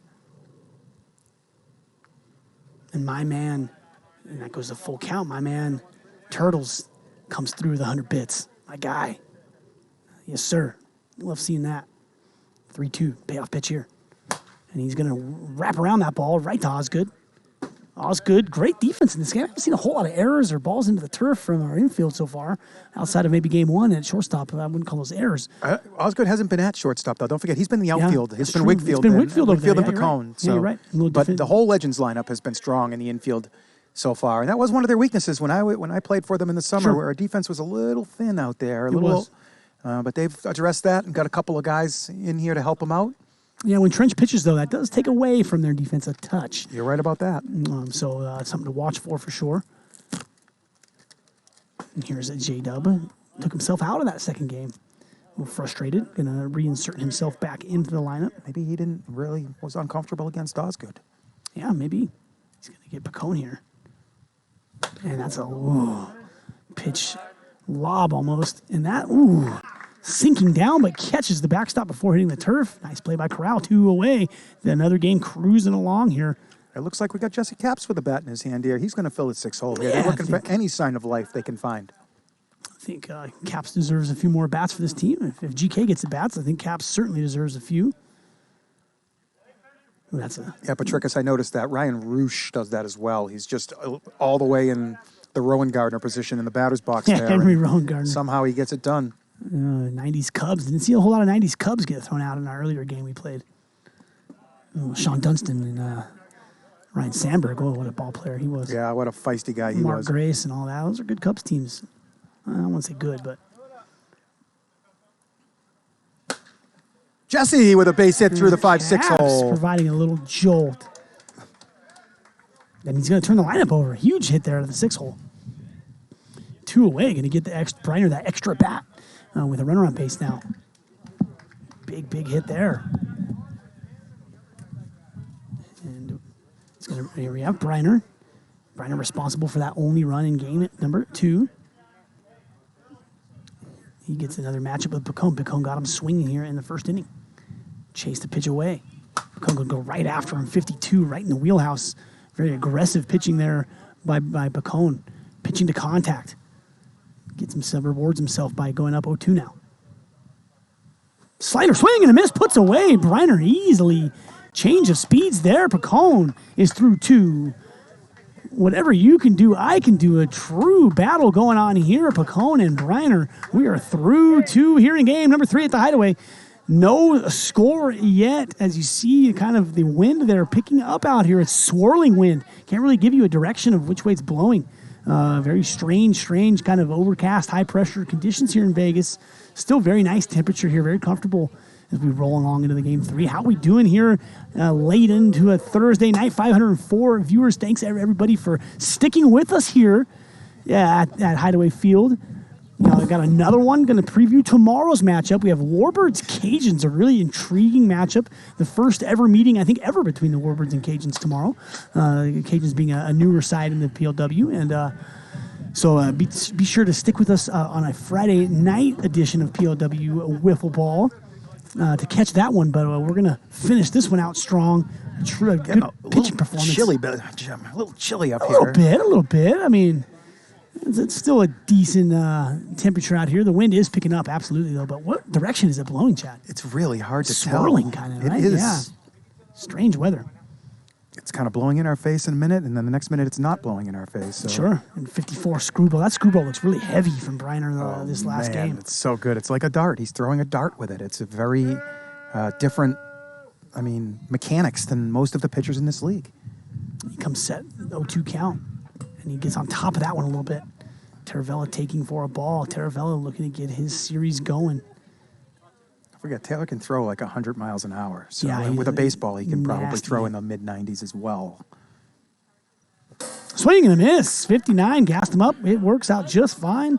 And he's got that sidearm slider going. He throws it 54 for the looking pitch, and then he gasses him up with it too. It's really deceptive. Taylor said that you hit a home run off of him on a 97-mile-an-hour fastball. I did, yeah, I did. I'm a good fast pitch player, Chad. He tried to give himself an excuse though after, because he said it was probably the 30th consecutive pitch I'd thrown, so he was getting closer and closer and closer and closer, and his timing was down, and then finally, boom, and he crushed it out into the Garden of Serenity. Yeah, I got one off him. Yeah, I like hitting Taylor fast pitch. He's very fun to hit against. And don't forget, 97 from this mound is equal to about 132. So that's not easy to square up, folks. Fast pitch wiffle is something else, man. Yeah. That's something else. Haven't played in a while. And that's how lazy fly ball into center. Harley ranges over to his right. Easy put away. And we move along. Outs just building up. Just outs, easy outs here. Had that 11-run game one, and then And then a Night Owls Lightning game broke out. Yeah, we're just getting out after out here. No base runners to speak of. And that's a check swing, I'd say. Tom says he held up. Interesting call there. Ooh, boy. I thought he went there, Chad. I did too. Oh, man, very generous from Tom Gannon there. Disagree with him. And it's going to be a chopping ball hovering around that cheap line. Going to stay foul. Briner concedes. Ahead in the count again. Been a theme of the last two games. Pitchers getting ahead. Being able to throw quality pitches ahead in the count.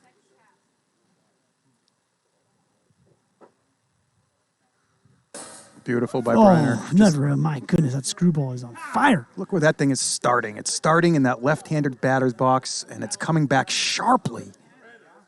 Oh, man, that's not hittable. He hit the bottom corner. Oh, it's coming back firm, too. It looks like it's 58, 59. These Legends are really off balance here. What a shift in the dynamic of this series. Legends just blowing ahead in game one, and then did not expect them just to be shut out 2 straight games. No, this is very telling stuff out here. This league is pretty even top to bottom. I mean, there's not really a lot of separation between the best team and the worst team. And if the best team doesn't show up with their best stuff and the worst team shows up ready to go, and you might lose. And it's tricky out here. Every team is totally capable of winning. And some teams have a little more talent than others, but this wiffle ball kind of evens the playing field a little bit. And it gives everybody a fighting chance up there. And, my pitching has been gone for months and months and months. And boom. Back at it. Yeah, my elbow is really hurt for a long time, man. It's starting to feel a little better, and I mean, it's hard. I mean, I'm an old man, and I'm trying to compete with stud 20-something-year-old athletes. Yeah, and that's true. It's pretty tricky if you're not at full strength.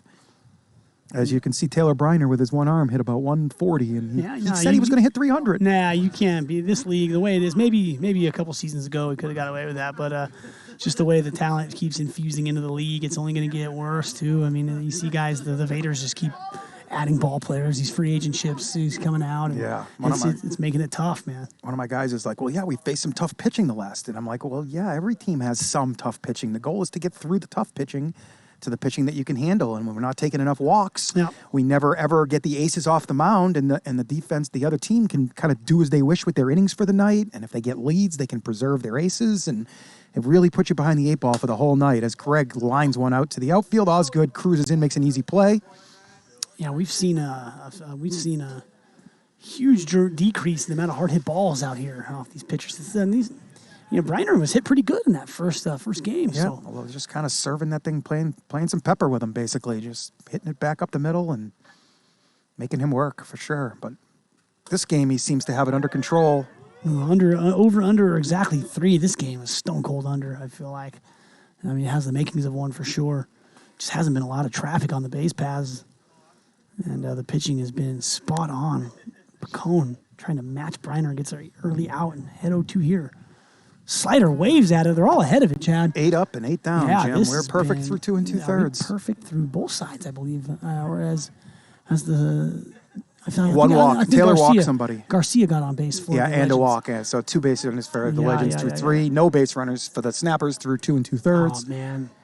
What a feat that would be if our man Trench is in the booth tomorrow, isn't he? Oh, man. He's going to be feeling it. Trench has a small edge in this game over Briner, as he has not thrown any innings yet tonight. So if this game does go into extras, it's still 0-0 somehow. Ground ball, fair ball. Does that go out of play? It does go out of play. And there's our first mistake of the evening by Ethan Wigfield on a fairly routine ball. I thought he kind of overreacted to that. He didn't need to go to the ground on that for sure. No, he kind of made the play look harder than it was, I feel like. I mean, it was just a routine ground ball to third right at him. And he kind of dives and shoves that ball out of play. Kind of his dive is what got him the momentum to that ball to go out of play. Yeah, I believe that's got to be a 2-base error right there. Yeah, it is a 2-base error. Clumsy defending from the Legends. And those little things, the margins are that slim in these kind of ball games. Yeah, the reason why he did get that extra base is because the ball did go out of play. And that's one extra base off a body and out of play. If the ball goes out of play on its own, then it's just going to be the single if it took a turn over there or whatever. But when a player knocks it out, it's an extra base. Yeah, one of the weird things about this field is that little opening right at third base. You know, the fencing does open up, and those plays happen. see the Premier Wiffle. That is true. Yeah, well played. Touche. I'll take over 3. I'll do it. I'm in. Over 3. Give it to me. Give me plus 140. Screwball, and that's up the middle. Terravella off his hands, and that's down. It's dirty, though. It's dirty. Dirty single. Gets hands on it, but defense showing to be the difference in this game here. I think that ball hung up a lot more than he thought it was. He thought it was a sinking, dying liner that he You're laid right. out for, and His timing was a little off. the ball just kind of stayed at its height and was carrying at a pretty quick rate, and then goes off of his hands when you're moving like that, and it hits your hands moving in the other direction. Real tough play. Absolutely. Yeah, well said, Chad. Well described there. And it's going to be Caps, who does have Caps did get a single his first at bat. And for the perfect game talk, we have to put that to bed. Because Caps did single for the Snappers his first time around.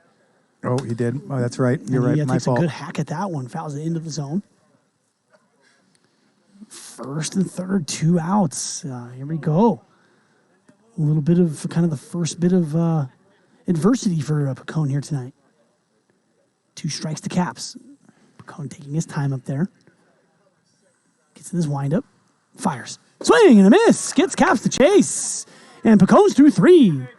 Strands a pair. Snapper's lack of depth in that lineup really biting them tonight as the Legends are able to work out of jams by facing the bottom of that lineup and just the old Sandviper strategy. Yep, walk Adam, walk Tom, and then just get the next 3 guys. Get the guys. And, Yeah, absolutely. And then just keep doing that because there was a couple of games that it went home run Adam, home run Tom, and we got the next guy. So it was like, let's just walk those 2, and then we'll attack the weaker hitters. But some of these teams have put together such strong lineups that option is becoming a lot more difficult to navigate. So you got to attack these guys. We saw last season when the Snappers had nobody show up. Not only my Lightning, but also the Cajuns. We walked Taylor and Shane. We did it like 4 times in the series. We just said, both of you walk, and then we'd attack the bottom of the lineup, and it was very effective. Yeah, well said. Absolutely. I think a lot of teams do that, especially when the Castanedas and the Santianas aren't present. Yeah, Christian Santianas not here, Castaneda not here, Weber not here. Yeah, that's a lineup in itself right there. So Chad fell down hitting, pitching, and fielding. You got an at bat, I heard. I got 7 at bats, Jim. Yeah, you do fall down when you throw a pitch. That's the one. You got to throw a pitch and just got to tumble in. Well, I intentionally fall down when throwing a pitch occasionally because I want to release it closer to the batter, and I want to release it as low as I can with my hand. And I think it gives the batter something else to think about. Harley is there, and there's a little bit of a defensive difference between the 2 sides. Harley, nice play. Never doubt. It's pretty routine for him. Yeah, he's awesome out there, and good jump, good dive, good timing, good hands. He's got it all. Oh, man, 9+ innings. I hope not. Don't vote. No. Don't even start that. Oh! Back high. Deep and gone. Corral's 4th home run of this series breaks the deadlock and gets the Legends going here in Game 3. Another solo home run for Derek Corral. Wow. That's the Legends' first run in 11 innings, I want to say. Yeah. So they needed that. That's just in time. Back on top in this rubber match here. Man, I was waiting when someone was going to kind of do that, and it kind of came out of nowhere, but boy, he's hit his home runs high tonight, Jim. Jim. Has. He's getting under him and putting him out there, and that's going to bring up Stevenson now. Stevenson ground ball Caps. Kind of goes the wrong way, but gets a hand back to stop it, flips into the zone. Easily retired for the second out, and Legends now have a 1-run lead to protect. Kind of a flip of Game 2. Oh, man, all eyes on Trench Pacone now. 56, the first time that screwball's been hot. He's been right around 55 all night. So Brandon Gregg is out of innings, correct? I got him at 8, but I may be wrong. We decided he threw 3 in Game 1, and he pitched into the 6th last Yeah, game. you might So be right. Yeah, I'm I pretty may have sure. missed one. I'm pretty sure Brandon Gregg is done, which means that Jonathan Wilson, who hasn't thrown a pitch in about 2 hours, is their only remaining arm. Taylor has 1 walk. He does. And it's 2-2, 2 outs. Legends sneak ahead here. Still some work to do to cover up that 2.5, though. And That's some work. That's some real work, to Jim. the field. big bat flip from Taravella. That thing's almost out into the street. Casey Taravella, his first home run of the series, 9th of the season for him. 2-0 Legends. That's the furthest one we've seen tonight, Jim. He got all of that one, and Casey gives his Legends a 2-0 lead. Yeah, this third time through the order, Chad. These guys are starting to sit dead red on some of these pitches, and that was launched out of here. Whew, that was hit well. Casey has still got more room to grow in this league, too. He was really rusty in Season 2 when he started. He picked it up a little bit in Season 3, but the numbers really don't support it. And now in Season 4, he's found his stride on the mound and at the plate, and he's always had the defense. Yep. Yeah, well stated there, Casey Taravella. And that's hit pretty hard right at Brandon Gregg. Nice piece of hitting there from Sansone, but again, more of that unfortunate Babbitt luck there. But 2 outs, 2 quick outs in that inning, and then jolts a couple home runs. Whew, beautifully done by the Legends to get out in front, and now we have a little spread drama. We can start talking about the Legends covering that 2.5, or will the Snipers bounce back here? I would rather talk about who's going to get this done for the Snappers. Who's going to get it done? That's part of the deal. Yeah, who's at the top of the order? Are the Legends going to get one more run? I think they get one more. I think that's about right. Mm-hmm. So can the Snappers get on the board here this game? Nope. I'm not sure they can, man. I'm not sure. I mean, now with the 2-run lead, Taylor should see something to hit because they don't want to walk him. So that gives the pitcher a little more impunity to come after Taylor here. If it was 1-0, you'd want to be a little more careful. But if he hits a solo here, it's not the end of the world. So sure. Trent should be attacking Taylor this at bat and trying to get ahead and put him away, or at least get a ball in play that's not over the fence. Trent has some good stuff going here tonight. He certainly does. Kind of pitched around a couple of defensive miscues too. That's pretty impressive in that third inning. A lot of pitchers will get jolted for something like that. So Trent's able to buckle it down and get through that. And now he starts off the fourth here. Let's see if he can get a tough hitter out again. He's kind of had Briner's number so far. 2 strikeouts in 2 at-bats. Trent is moving himself more into the Cy Young conversation with every pitch that he throws. Sure, he's been great. I think I saw him at 50-1 on the board today as the longest odds. I could be wrong, but I think that's what I saw. Trent was last. 50-1. 50-1, and that's a price for you. It's not the worst price I've ever seen. He's got to get a few more innings, but he seems to be able to. If they keep throwing him just game 3 every series, it's going to be tough for him to build that inning count up where it needs to be. But at the same time, if he's this effective, he's got a shot. Oh, man, that slider hung out over the middle of the plate. Big swing from Briner, fouled straight back. Thought that was coming right at me, Chad. It's really hard to throw Taylor a slow slider on the inside. It's extremely difficult. Some hitters give up on it, and you can kind of sneak it back into that corner, but Taylor sees it so well. Man, if I'm Taylor Briner and the Snappers, I mean, if you're going to be 7-16 or whatever they're going to be, Chad, I mean, give Briner 2 weeks off more. I mean, I just don't see the point of playing this guy when he's taking that long out of the. Got to get this guy right. It's too critical. Big 2-2 pitch. Doesn't want to walk him. I did mention that. Trench knows this as well. A home run is not the end of the world. That's true. Walk is what gets things going.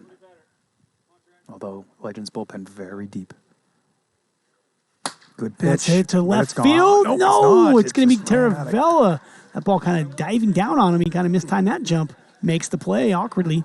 Taylor creates all of his power from his left forearm. That's what Taylor uses. If you can picture a swing in baseball, you're opening up, but Taylor's dragging that left forearm as far as he can forward and then exploding it through the zone. And that's his injury. The top of his forearm and the back of his wrist. It's still kind of a little out of place. He was showing me the other day side by side. His forearm's noticeably smaller. Absolutely. And that's a great play. There it is. And Whitfield gathers and makes the play. Great defensive prowess from the Legends there. Billy Osgood getting a paw down on that one. And fortunate that thing had some spin on it. Didn't go out of play. Yeah, I got that leg planted just in time. And beautifully done there.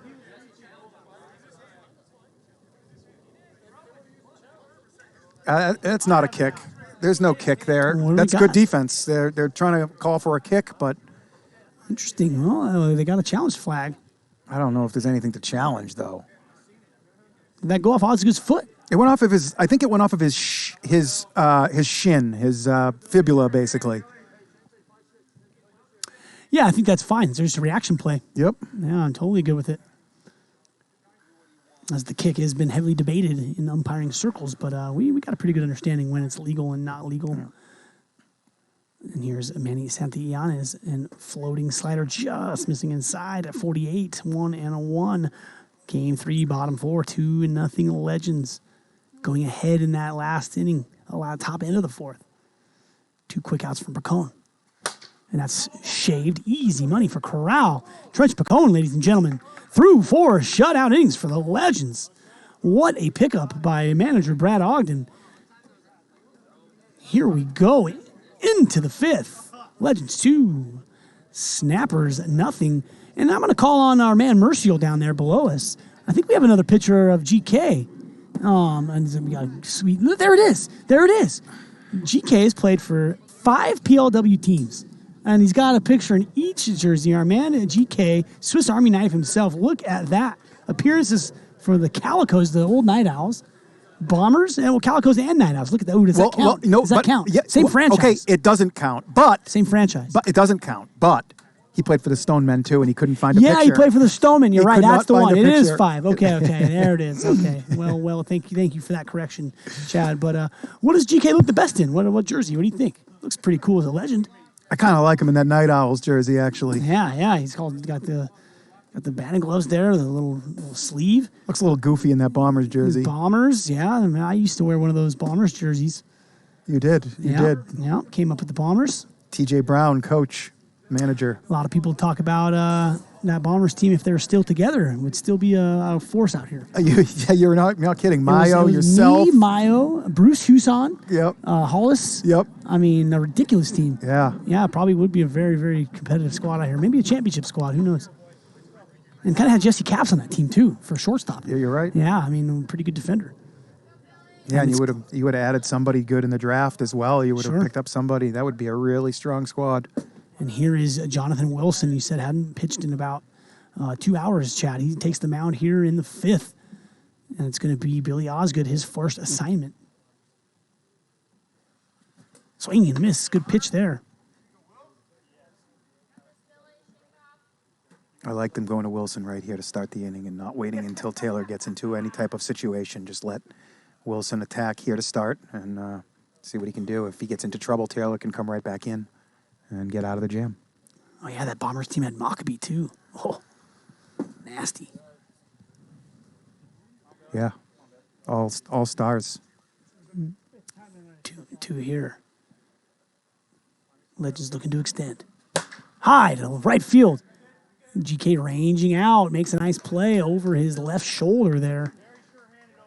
Big Al, I wouldn't dare put a Bombers jersey on. I don't even know what you're talking about. Yeah, he said he'll never wear one. Yeah, why would I do that? Well, apparently you're like some Bombers hater. No, yeah, certainly. On the side, it's one of my side hobbies. You know that Bombers can't win without Big Al, right? Did I tell you that? Do you think that's true? Yeah, you didn't know that? Yeah, the Bombers can't win without Big Al. It's tough. They need Al. He better at least come down. Maybe if he comes to the games, and maybe in a wheelchair, we'll roll him in, and that'll help him out, I think. I like that. Big Al threw out his back this week, if you haven't heard that news. Yes, I heard that too. He's on the IR right now. I need to get on. Best wishes to him. I need to get on one of these Big Al trips to Jing that Warfield tells me about. To where? To Jing over there by the ballpark, that little restaurant in the mall there in Summerlin.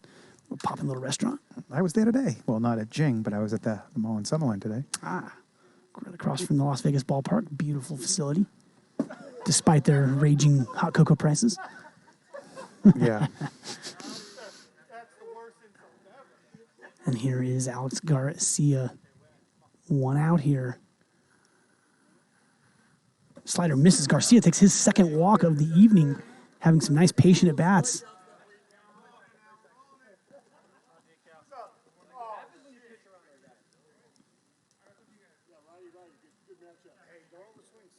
Runner at first base, 2-0 here. Snappers got to get through a tricky hitter. Corral 4 home runs tonight. Incredible. Good cut. That's a good pitch. Up in the zone, kind of in on him. Corral right into that home run race now. Yeah, absolutely. 7. Terravella much of has... a race for second right now. Ethan Ibarra just completely separating himself. 15 home runs already. Incredible.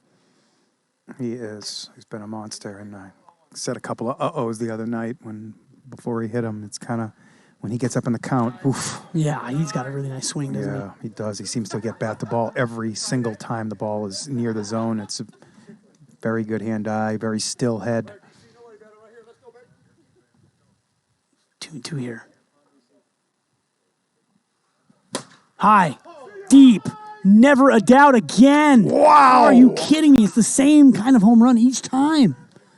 Derek Corral, have a day, sir. And this is now a 4-0 advantage. And the way the snapper's been swinging the bat, we can maybe close the book on this one. Finally, my MVP preseason prediction is out of the gates here in Week 8 with a massive night of 5 homers, a couple other times on base. He has not been easy to retire tonight, and the Legends look to take this rubber match 4-0 lead. Yeah, Legends, and now that covers up the spread as well. Plus 2.5 backers. Hey, I hit my over 3 too. You did hit your over 3. Yeah, very, very well done. Hard slider there from J-Dub, but oh man, as we had a pretty good amount of people on the snappers plus the 2.5. Oh boy, got some work to do to get back now. Oh, that tinks. 46. Oh, but on the hop, hard to see that from up here. Man, Derek Corral, what a performance. I mean, we're going to ask who's going to come up to the booth, but going to really sell hard to get Corral up here. I don't think I've ever interviewed him before, Chad. I have. I'm excited. I've had him up here one time.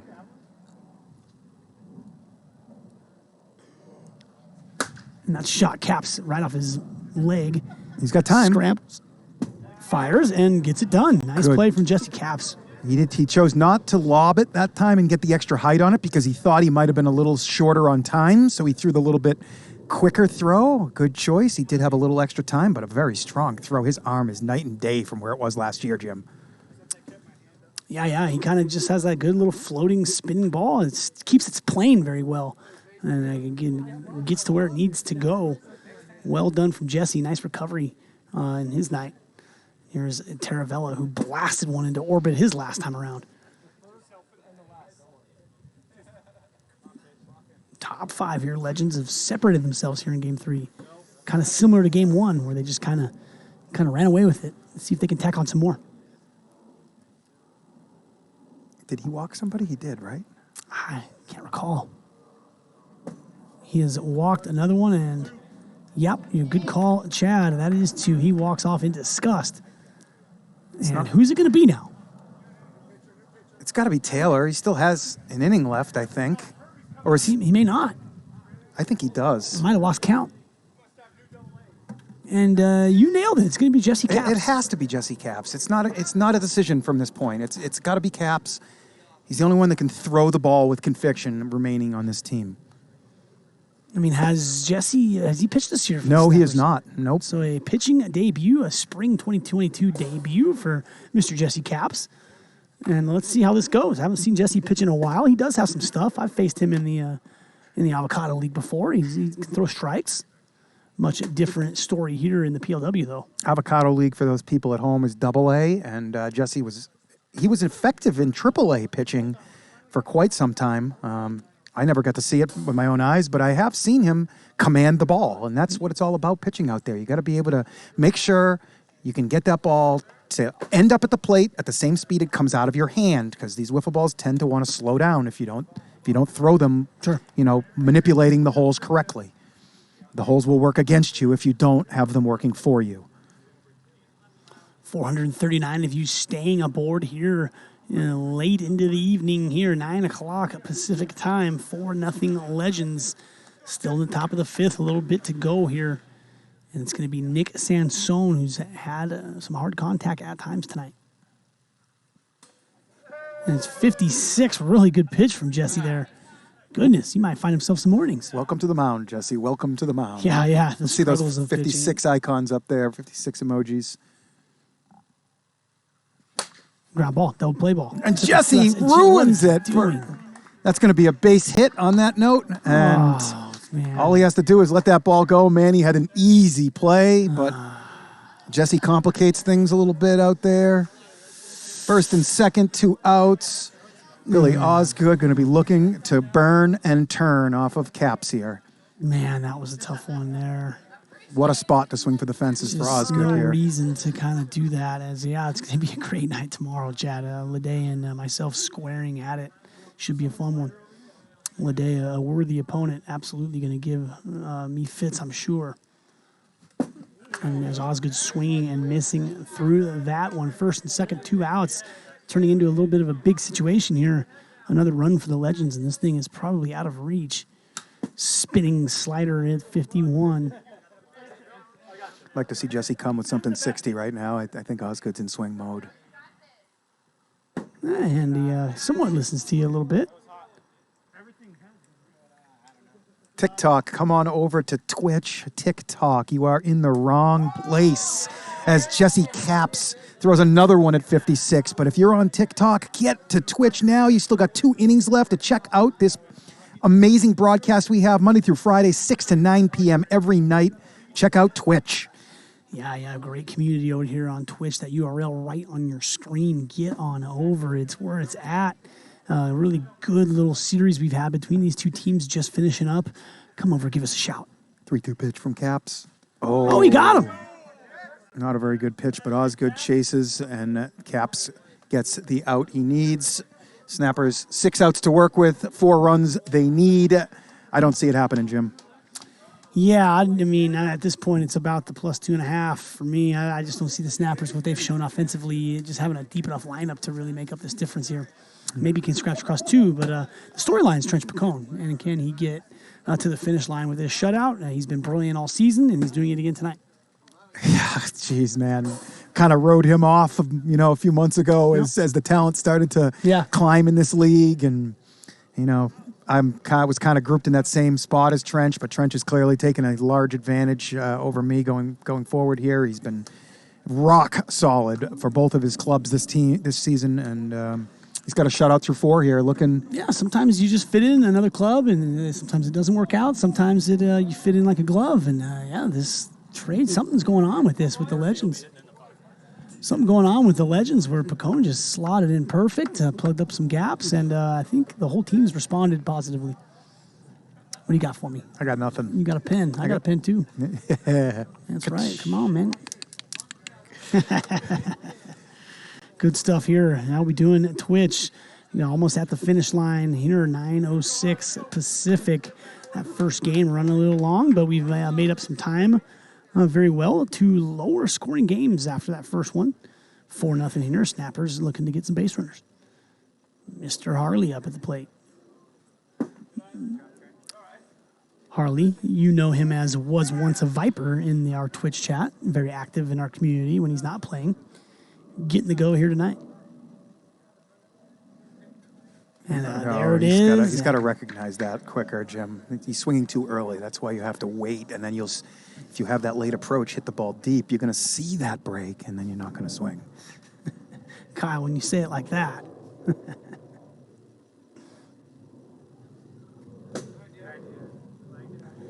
That misses away. Full count here. Pacone really methodical, taking his time, taking deep breaths, real composed. And a good take, and it's not 3-2. I thought it was 2-2. Now it's 3-2. I rely on that monitor, man. I'm like Ron Burgundy, Put it on the. What an analogy. You put it on the prompter. I'm reading it. I don't even look at the screen ever. I just watch the game, and I'm in umpire mode always. I don't see what they're. That's why Kyle has to flash this thing at me 20 times to make me see it. Harley can't wait back enough. No, he's way out in front of that. Gotta wait back out here. Here's Ryan Murphy's pinch hitting here in the 5-hole for.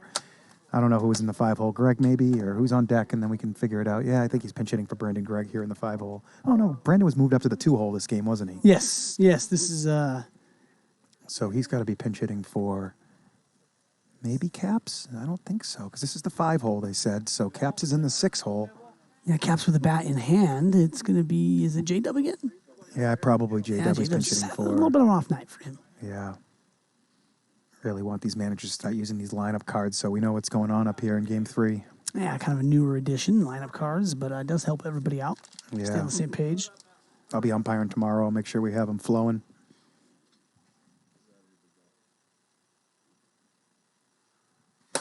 Ground ball, 5-6 hole. Through Wigfield.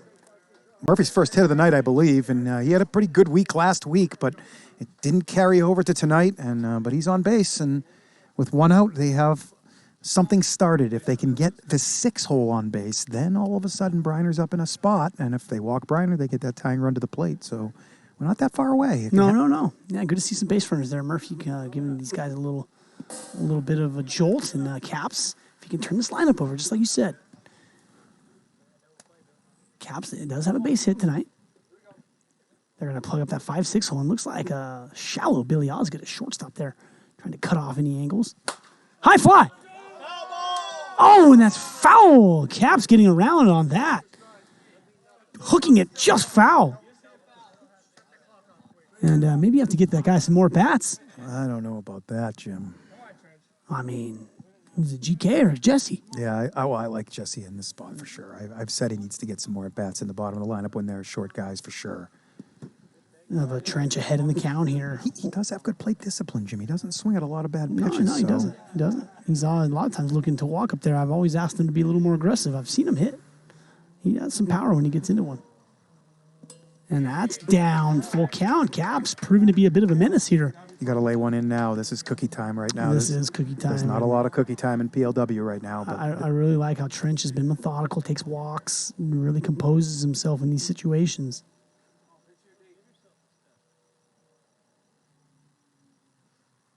And that's fouled back right into Buck Burner's hand, their head umpire, and throws it back out to Picone.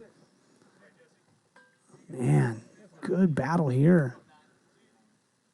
Picone, low brim hat, winds up, slider, third base, line, foul, just foul, and Caps putting a good one together here. he sees Trench pretty well. Yeah, it looks like it's just a matchup thing here. Yep, it is. And he likes guys like this, like Osgood and like Trench, and I probably should have been in the lineup against the softer throwers because he's able to wait back, which we haven't seen from some of the players way out in front tonight of these slower pitches from Osgood.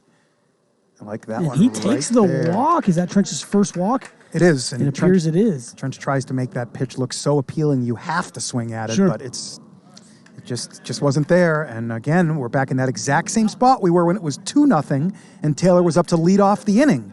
It's no different right here. If he does walk, the tying run's going to come to base. So, but the home run now is a 3-run home run, and it gets him right back in the game. But you still can't walk him. So this is a tough spot. Ogden to the mound, little conference here. I mean, Picone is really played Briner well in this game, and they're going to make the switch. Wow! And they're gonna go to Big Jason Stevenson. It's going to be J-Rock. Third appearance of the night. This thing out. He's been filthy twice. Does he have a third in him, Jim? Round of applause for Trench Picone, ladies and gentlemen. The final book on him, 4 1/3, no runs, and he is responsible for the 2 on base for the Snappers. Jason Stevenson coming in to close this thing out. What do you think of the move? I like it a lot. I do too. Being really proactive, aren't they? I'm just a little worried that calling on Stevenson this late in the night could be a little stiff difficult out there, huh? I mean, his bedtime's like 8:30 now, so it's after his bedtime. I hope he has some Red Bull over there or something. But yeah, he's a gamer, man. Though he is a gamer, so he's been super effective twice tonight. Let's hope he can do it a third time. What does our chat think of this move? I mean, I'm seeing Big Mistake in there. I'm seeing Big Al doesn't like the move. And our man Trench throwing a shutout, not going to get a chance to preserve it. But Stevenson's he's probably one of the best closers we have out here. He's really dynamic and, man, a very interesting move, but you got to go to your guy. Too easy for Briner to square up Picone right here. And that's a ground ball, double play ball. Third to second is in play.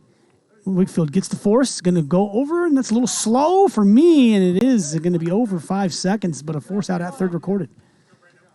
Wigfield, that's one of those times where you do want to use your hands and not knock it down. Correct. Yeah, there's a time where you need your good hands. And those double play balls, you just can't splash it down in front of you and then go chase it. Too much time wasted.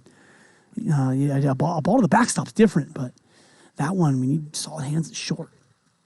Yeah, there's definitely a time to use your hands, and there's a time to knock it down, and knowing which time it is extremely, difficult to master out here. Oh, spread drama here. Yeah, a double will cover the spread. Yeah, absolutely. 2-1. Brandon Gregg looking to get going. Screwball in on his hands, driving in on his hands, and looked really enticing, Chad. Yep, a lot of break on that. You just got to lay off of it when it's a screwball. It's really can't square it up. Oh, man, really in off his hands here. What a job by J-Rock, Jason Stevenson. If there's any doubting that move, all doubts removed now. There's no doubt in my mind. He's screwball moving a ton. He's got some of the nastiest stuff to square up in this league. I mean, he does only feature 2 pitches. Actually, he's throwing that third pitch a lot tonight as well. I do feel like he flashes his pitches. I'm not going to say much more than that. He kind of you give away secrets up here in the booth. Yeah, I'm going to be careful of giving away too many secrets. But even knowing what he's throwing, it does not make it any easier to hit sometimes because there's so much torque on his ball, and it's just really tough to square up. I've said that too many times tonight, but that's what Jason, that's what he brings here. His trenches works with more guile and, gets the job done in different ways. When Stevenson comes in and he just shuts the door with some really weak contact, Santiwan style with that knuckleball, weak contact, he's just drawing, and some guys think they can hit it and they crush it and it just flies out to left, and it's you're better off just using a poke approach and just kind of poking base hits off of him because it's too hard to drive his knuckleball sometimes. And just same thing with Stevenson. Instead of trying to hit it hard, just try and hit it square instead. Take a little off your swing and just get it in play, and you might have something better happen. And if you can get up in the count, now you can sit. Here's Briner out by the 6th inning. Yeah, Briner going to come in. Cap's doing a nice job with the bridge work there. Oh, Taylor must have had 1 inning left, yeah, so he didn't want to use it with 1 out to go. They had Jesse get the 1 out. Oh, and that's ripped. But right field has been kind of a dead zone tonight. He didn't get any extension on that, really. It was kind of a flat swing. You can just see his swing doesn't really finish here. It's just kind of stuck a little bit, but he hit it well. I haven't seen too many balls carried to right tonight either. I mean, it's been kind of a dead zone. Yeah, you're right, actually. Screwball high from Corral. Harley camped. Deep. It's gone. Harley knowing nothing about that. Really carried out on him. Number 6 tonight. Oh, no, that was Corral again. I can't Are you believe joking this. me right now? Holy cow. Derek Corral, a night for the ages. 6 home runs, puts his Legends on top. 5-0. Is that a PLW record now? What's the most home runs in the series? Jeez, that might tie it at least, I want to say. Wow. Are you kidding me? I should have snuck a bet in on that field at 100-1 with Corral not being on that MVP board, because now he's up to 20 ribbies and 9 home runs on the season. Lock up the player of the week card here. I mean, jeez, you're right about that. Let's just lock up here the voting. At least you don't have to chase anything again tomorrow night. Woo! Man, that ball just kept flying out of here. Yeah, that was so high, and it carried nicely. It just kind of caught the breeze well and just floated. It floated. 5-0 Legends. It just takes so long to come out of the sky sometimes because the ball's so light. It just doesn't fall like a rock, so it just has time to continue to drift. A lot of spin on that. Stevenson and, oh man, GK making a meal of this. And that looked awful from the start. It's going to be short, and it was going to be late. Man, no reason to really backstop that one. No need for the goalie stop there. It was wasn't hit hard enough. And then he slid over, left his feet, and then the throw, momentum, no momentum on the throw. GK, not like him to do that. An untouchable screwball from Taylor, I believe, was within the speed limit. Quickly 0-2 to Taravella. He hit a towering home run on his last at bat. And he will go down there on a little faster screwball, and something that Taylor Briner does very, very well. And it's going to be Nick Sansone, top 6 inning, 5-0 Legends. Good bounce back after that 1-0 defeat in Game 2. These Legends bats have been the difference yet again. Seriously, Tommy, you might have to look at Corral's equipment here. Goodness. Ground ball up the middle. Santiana's leaving his feet. There's a runner at first base, but Caps doesn't care. Goes for it at home anyway, and not the first time we've seen some situational unawareness from the Snappers tonight. Well, when you get down 5-0, it starts to happen. Yeah. Your mind, you lose track, and you just start thinking about other stuff, and it's really hard to focus on winning when you kind of can't win right now. It's a tough task, and one run in the last 12 innings. I mean, really only 3 runs this series for the Snappers, so we're very fortunate to scratch a win out of that. But offensively, it's been a big struggle, and it starts to bleed over into other parts of your game. Don't forget, the Snappers won a series a month ago, scoring 2 runs. I remember that. They won 1-0 twice. That was against the Sand Vipers. I remember that. Yeah, so... they did that in the fall, too. There was a series like that where I want to say an entire series they scored like 2 runs and won 2 games. Yeah, it's really strange. It is strange, and things are setting up the Legends' way here. They got Stevenson on the mound. This is a save situation, even though it's 5-0 now. He came in with the tying run. Yeah, he did. In the on-deck circle, which qualifies him for a save if he can finish this out. With no, even if he gives up 4 runs here, he's still in line for that save. Bottom at 6 here. Ooh, man, made it tail end of a back-to-back for me up here, Chad. Ooh, man, had a good 2 nights of wiffle ball here. Sentianis right to Pacone. It's right between his legs. He doesn't know where it's at. He finds it, throws it from his knees. It's over. That looked like that went over. And, lead off error right off our monitor there. He couldn't find it. It was blended in with his white pants. Interesting play there. Another weird play. Very weird. TikTok, come on over to Twitch. You still got 3 outs. Twitch. Premier League Wiffle on Twitch. I like it. Here's Harley, and that's ripped. And something going here for a run. Snappers. It is a run. 5-1. Chipping away.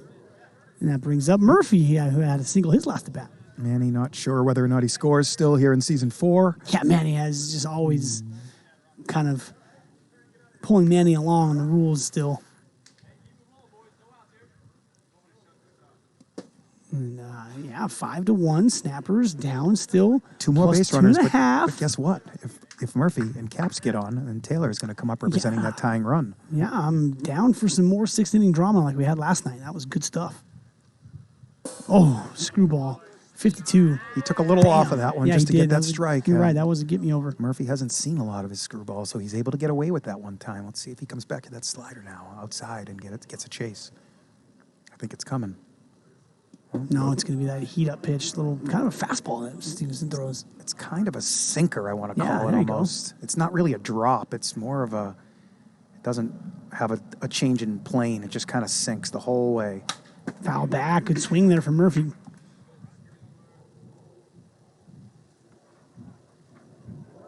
Nobody out here in the 6th. Can we get another repeat of last night? With heroics from Towers and Mayo. And he runs it full. Yeah, I don't want to walk this guy with this lead. This is completely detrimental to the Legends' fates here. I'm all here. I'm here for some drama in the 6th. And that's a spinning ball. Got to get to that quick. Not quick enough. That will trail foul. Takes a few hops for that spin to kick out on a wiffle ball. Yeah. Similar to like a chip shot golfer, kind of can get it in the 2nd, 3rd hop, it spins. Check, spin. Ball 4, 2 on. Wow. 1 in, tying run in the on-deck circle. Man, we have some drama here. The Legends have plenty of arms they can go to. Taravella has a few innings left, more than a few, actually. Osgood has a few innings left. Church has a few innings left. Pacone still has innings left. So they have 4 choices still here if Stevenson does get into more trouble. And Caps, high fly. Left field. That's gone. 3-run homer out of nowhere from a most unlikely source. And plus 2.5 bettors are rejoicing, Chad. Can you believe that? 3-run homer for Jesse Caps. That's probably the best PLW moment he's had. Yeah, but they got more work to do. They don't want to leave this one short. 5-4. Nobody out still. True backdoor cover here, and nobody out now. Are we going to get more 6th-inning drama? Back-to-back nights. I can't believe this. That was reminiscent of Warfield's home run the other night. Oh. 3-run bomb. They were both 3-run bombs. Both out of nowhere. Oh, goodness. If you left early, big mistake. Big mistake. Never leave PLW action early. Got a big one here. My goodness. Jesse Caps out of nowhere. Briner hurting. 5-4 Legends. Hurting. Yeah, right, and he's done that far too many times for me to feel comfortable. Oh, boy.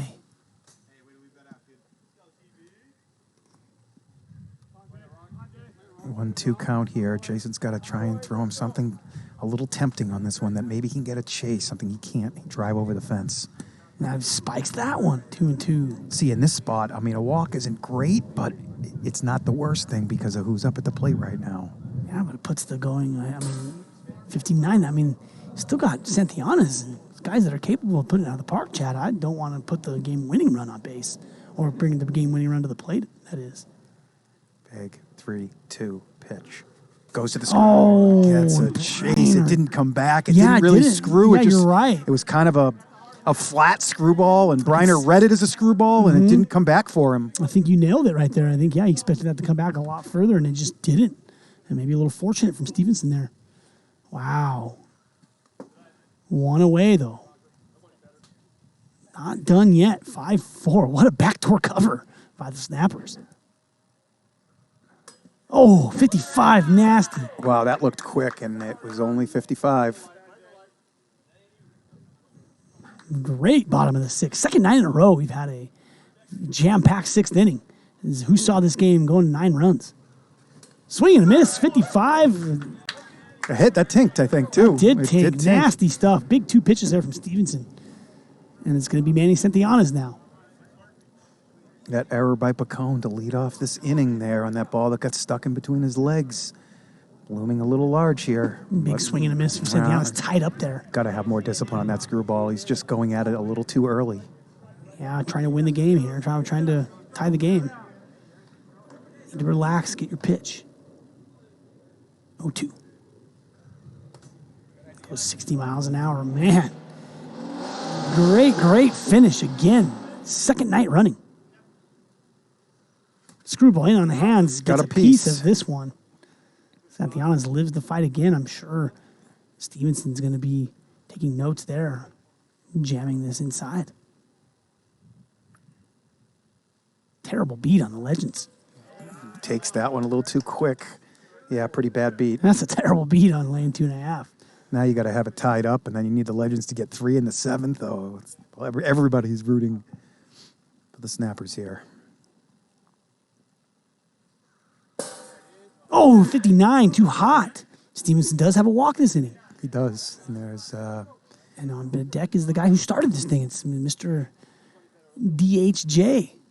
and Taravella is the man that's going to get the nod, I think, if he does walk him here. Stevenson kicks and deals.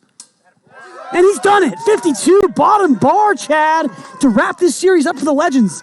5-4. What a sixth inning, though. Wow, unbelievable. Jason Stevenson able to be that veteran presence out there and shake off those 4 runs and come back with 3 quick outs there. Were there 3 strikeouts in a row to end that? I believe so. I think so as well. Stevenson really bears down and gets the job done. We'll get that poll up for who we want in the booth. If you don't vote for Derek Corral, you're probably doing it wrong. I guess Jason Stevenson with 3 games pitched, all effective. He wasn't the bat tonight, though, that Corral was. 6 home runs, carrying his Legends to a series win. Sure. Yeah, and, you 3 really, intriguing games there, Chad. The first game really kind of chalky, stop-start, took a while, pretty competitive. And then in the second game, we saw just a complete change in the dynamic. 1-0 ball game out of nowhere. And then 5-4 kind of in game 3, really 3 different ball games. 3 different ball games, Very a entertaining blowout, stuff. a low-scoring one, and kind of a, yeah. And then a 5-4 backdoor cover style game. So you just never know what you're going to get out here in Premier League Wiffle as that poll is up. And it's going to be Derek Corral running away with it. I'm almost willing to make the call already. As GK, what do you got there? You got some Legend, you got some... Going to throw the Legends up in the background behind us. I like that. And say what's up to GK while he's up here. Yep, Legends take this series 2-1, win game 1 9-2, lose game 2 1-0 behind Brandon Gregg of the Snappers, and then game 3 the Legends bounce back, take a 5-0 lead, and hold on by their fingernails there in game 3 in the last inning. Right, and if you have any questions for Mr. Corral, looks like he is going to run away with this poll. Any questions for Mr. Corral, get them in now, and I will be sure to ask them if they make sense, of course. Those Legends insurance runs they got in that last inning and being a difference in the game. Yeah. Were there a couple of right. errors there? I can't remember how that happened, that last inning. Oh, It went from 3-0 to 5-0 though, right? yeah, I think you're right. No, I think it was 4-0 Trench. It's picture time, Chad. That's Corral lingering around back here. Let's get him up here. Yeah, get D up here. I need DC. Hey, Corral. DC, Chad, get out. DC. Yeah, I'm going to sign out. out. I'm going to let Dodos close this one out. I'm out of here tonight, guys. I like it. Thanks for the love working with Jim. Love PLW. Have a great night, everyone. All righty, Chad at Phillips, the man. You heard him as I replace Chad with Mr. Derek Corral. DC, my guy. First time I've really had a chance to talk to you up here, so I'm excited for that. And before we get into your crazy night, I need to see your bat, and we're going to check that for PLW violations possible. I checked it before I even brought it out here. It is legal. Let's get into these games before we get into your individual performance. Yeah, no worries. I mean, the game one, 9-2 going away. And then game two, the dynamics shifted a little bit there. Didn't expect a 1-0 game like that. And what happened in game two there? You know what? Since we turned around our team for the season, we just want to get balls in place. We want to eliminate strikeouts. And we put a lot of balls in play. Yeah, you did. But unfortunately, they just weren't finding holes. They were playing fair. really good defense. Yep. And I didn't really get a hit that game. So Yeah, most of your damage coming in 2 games. You're 100% I think right. I hit four straight to shortstop. And then that second game, it looked like a kind of a carbon copy of game two, a slow start. And then you got to see Briner that third time around. Yeah. And then the damage started happening, right? Yeah, you know what? This league, it's so hard to face a pitcher more than 3 times. Right, third time through the order. Third time through the order, there's a huge gap in average. Sure. There's a major increase for the opposing average. Yeah, I'm with you. So let's get into this. 6 home runs. We're the fact checkers are checking this for a series record, possibly. Yeah, really. And I just it got started early. Your first at bat, first 2 at bats, and then jolted late. What's the secret sauce, man? So I struggled last series against the Bombers. Looked over some stream to see what I was doing wrong. Watching tape, yes. Yeah, I watched a little bit of tape, and I was getting fisted every single at bat. They were just punching me in. So I was like, you know what? Let's take a step back, relax the swing, see what happens. Sure. Get the barrel out there, kind of get extended a little bit, and results were good. Hitting kind of some towering. All of your home runs, kind of the same variety, very high fly balls, and I got the right night to have them to carry out of here a little bit. That one to center. Really getting some legs behind it, but a beautiful performance. And then doing some work defensively as well. Sansone throwing some balls at us. Character. Yeah, and your role defensively growing with the Legends as well. Yeah, beginning of the season, they were trying to put me in a pitcher's role, but I was playing outfield with Casey last season. But now that we got Trench, who's solid at third base, they can move me into the second base, and I've gradually gotten used to the throw. And after being able to make that throw and turning double plays, it makes a huge impact on the team. Yeah, you guys are looking like a much more well-rounded side now. You creep into 2 games over 500, 13-11, and the Legends just kind of streaking at the moment. I believe you guys have won 9 of your last 11 ball games since that Trench trade, and maybe 9 of the last 12 ball games. Excuse me, with that loss today. But. You know what? We definitely flipped the switch. We have the talent. Our team is really good at hitting really good pitching. Yep. Yeah, you guys do. That's really what it is. There's not a very large drop-off on our lineup. No, there's not. You guys have 6 quality hitters, and you guys stake a claim maybe against those top 2, the Vaders and the Ones. Yeah, we hope so. Yeah. We always seem to be the underdogs. Yeah, pick 9th to start the season. Is that a chip on your shoulder? A little bit, but you know what? We don't try to chirp or anything. We just try to make our actions talk for it. Yeah, and you guys have been doing that. I've been touting you guys all season long. Yeah, you're big Legend supporter over here. I do love your guys' lineup. I love the left-handed bats, and then you guys complement each other really well. Good balanced lineup. So hopefully good things to come for you guys. I'll let you go celebrate the wins. All right, man. Thanks, hopefully see you up here again soon. Yeah, let's hope so. Derek Corral, everybody. Give him a nice hand. Thanks, guys. Have a good night. Well, that wraps up another great night of PLW action as Mr. Bledsoe. I see you gifting those subs. Appreciate that. Love our support from our community. Appreciate everyone sticking with us tonight. A bit of a longer one, but this is me on the tail end of a back-to-back nights. We'll have Trench Bacone in the booth, and then me on the field, Warbirds versus Cajuns. A very, very intriguing matchup for tomorrow, 6:05 Friday at the Hideaway. This is Jim Dodos for my colleague Chad Phillips and the rest of the stream team. Have a great rest of your evening. Bye.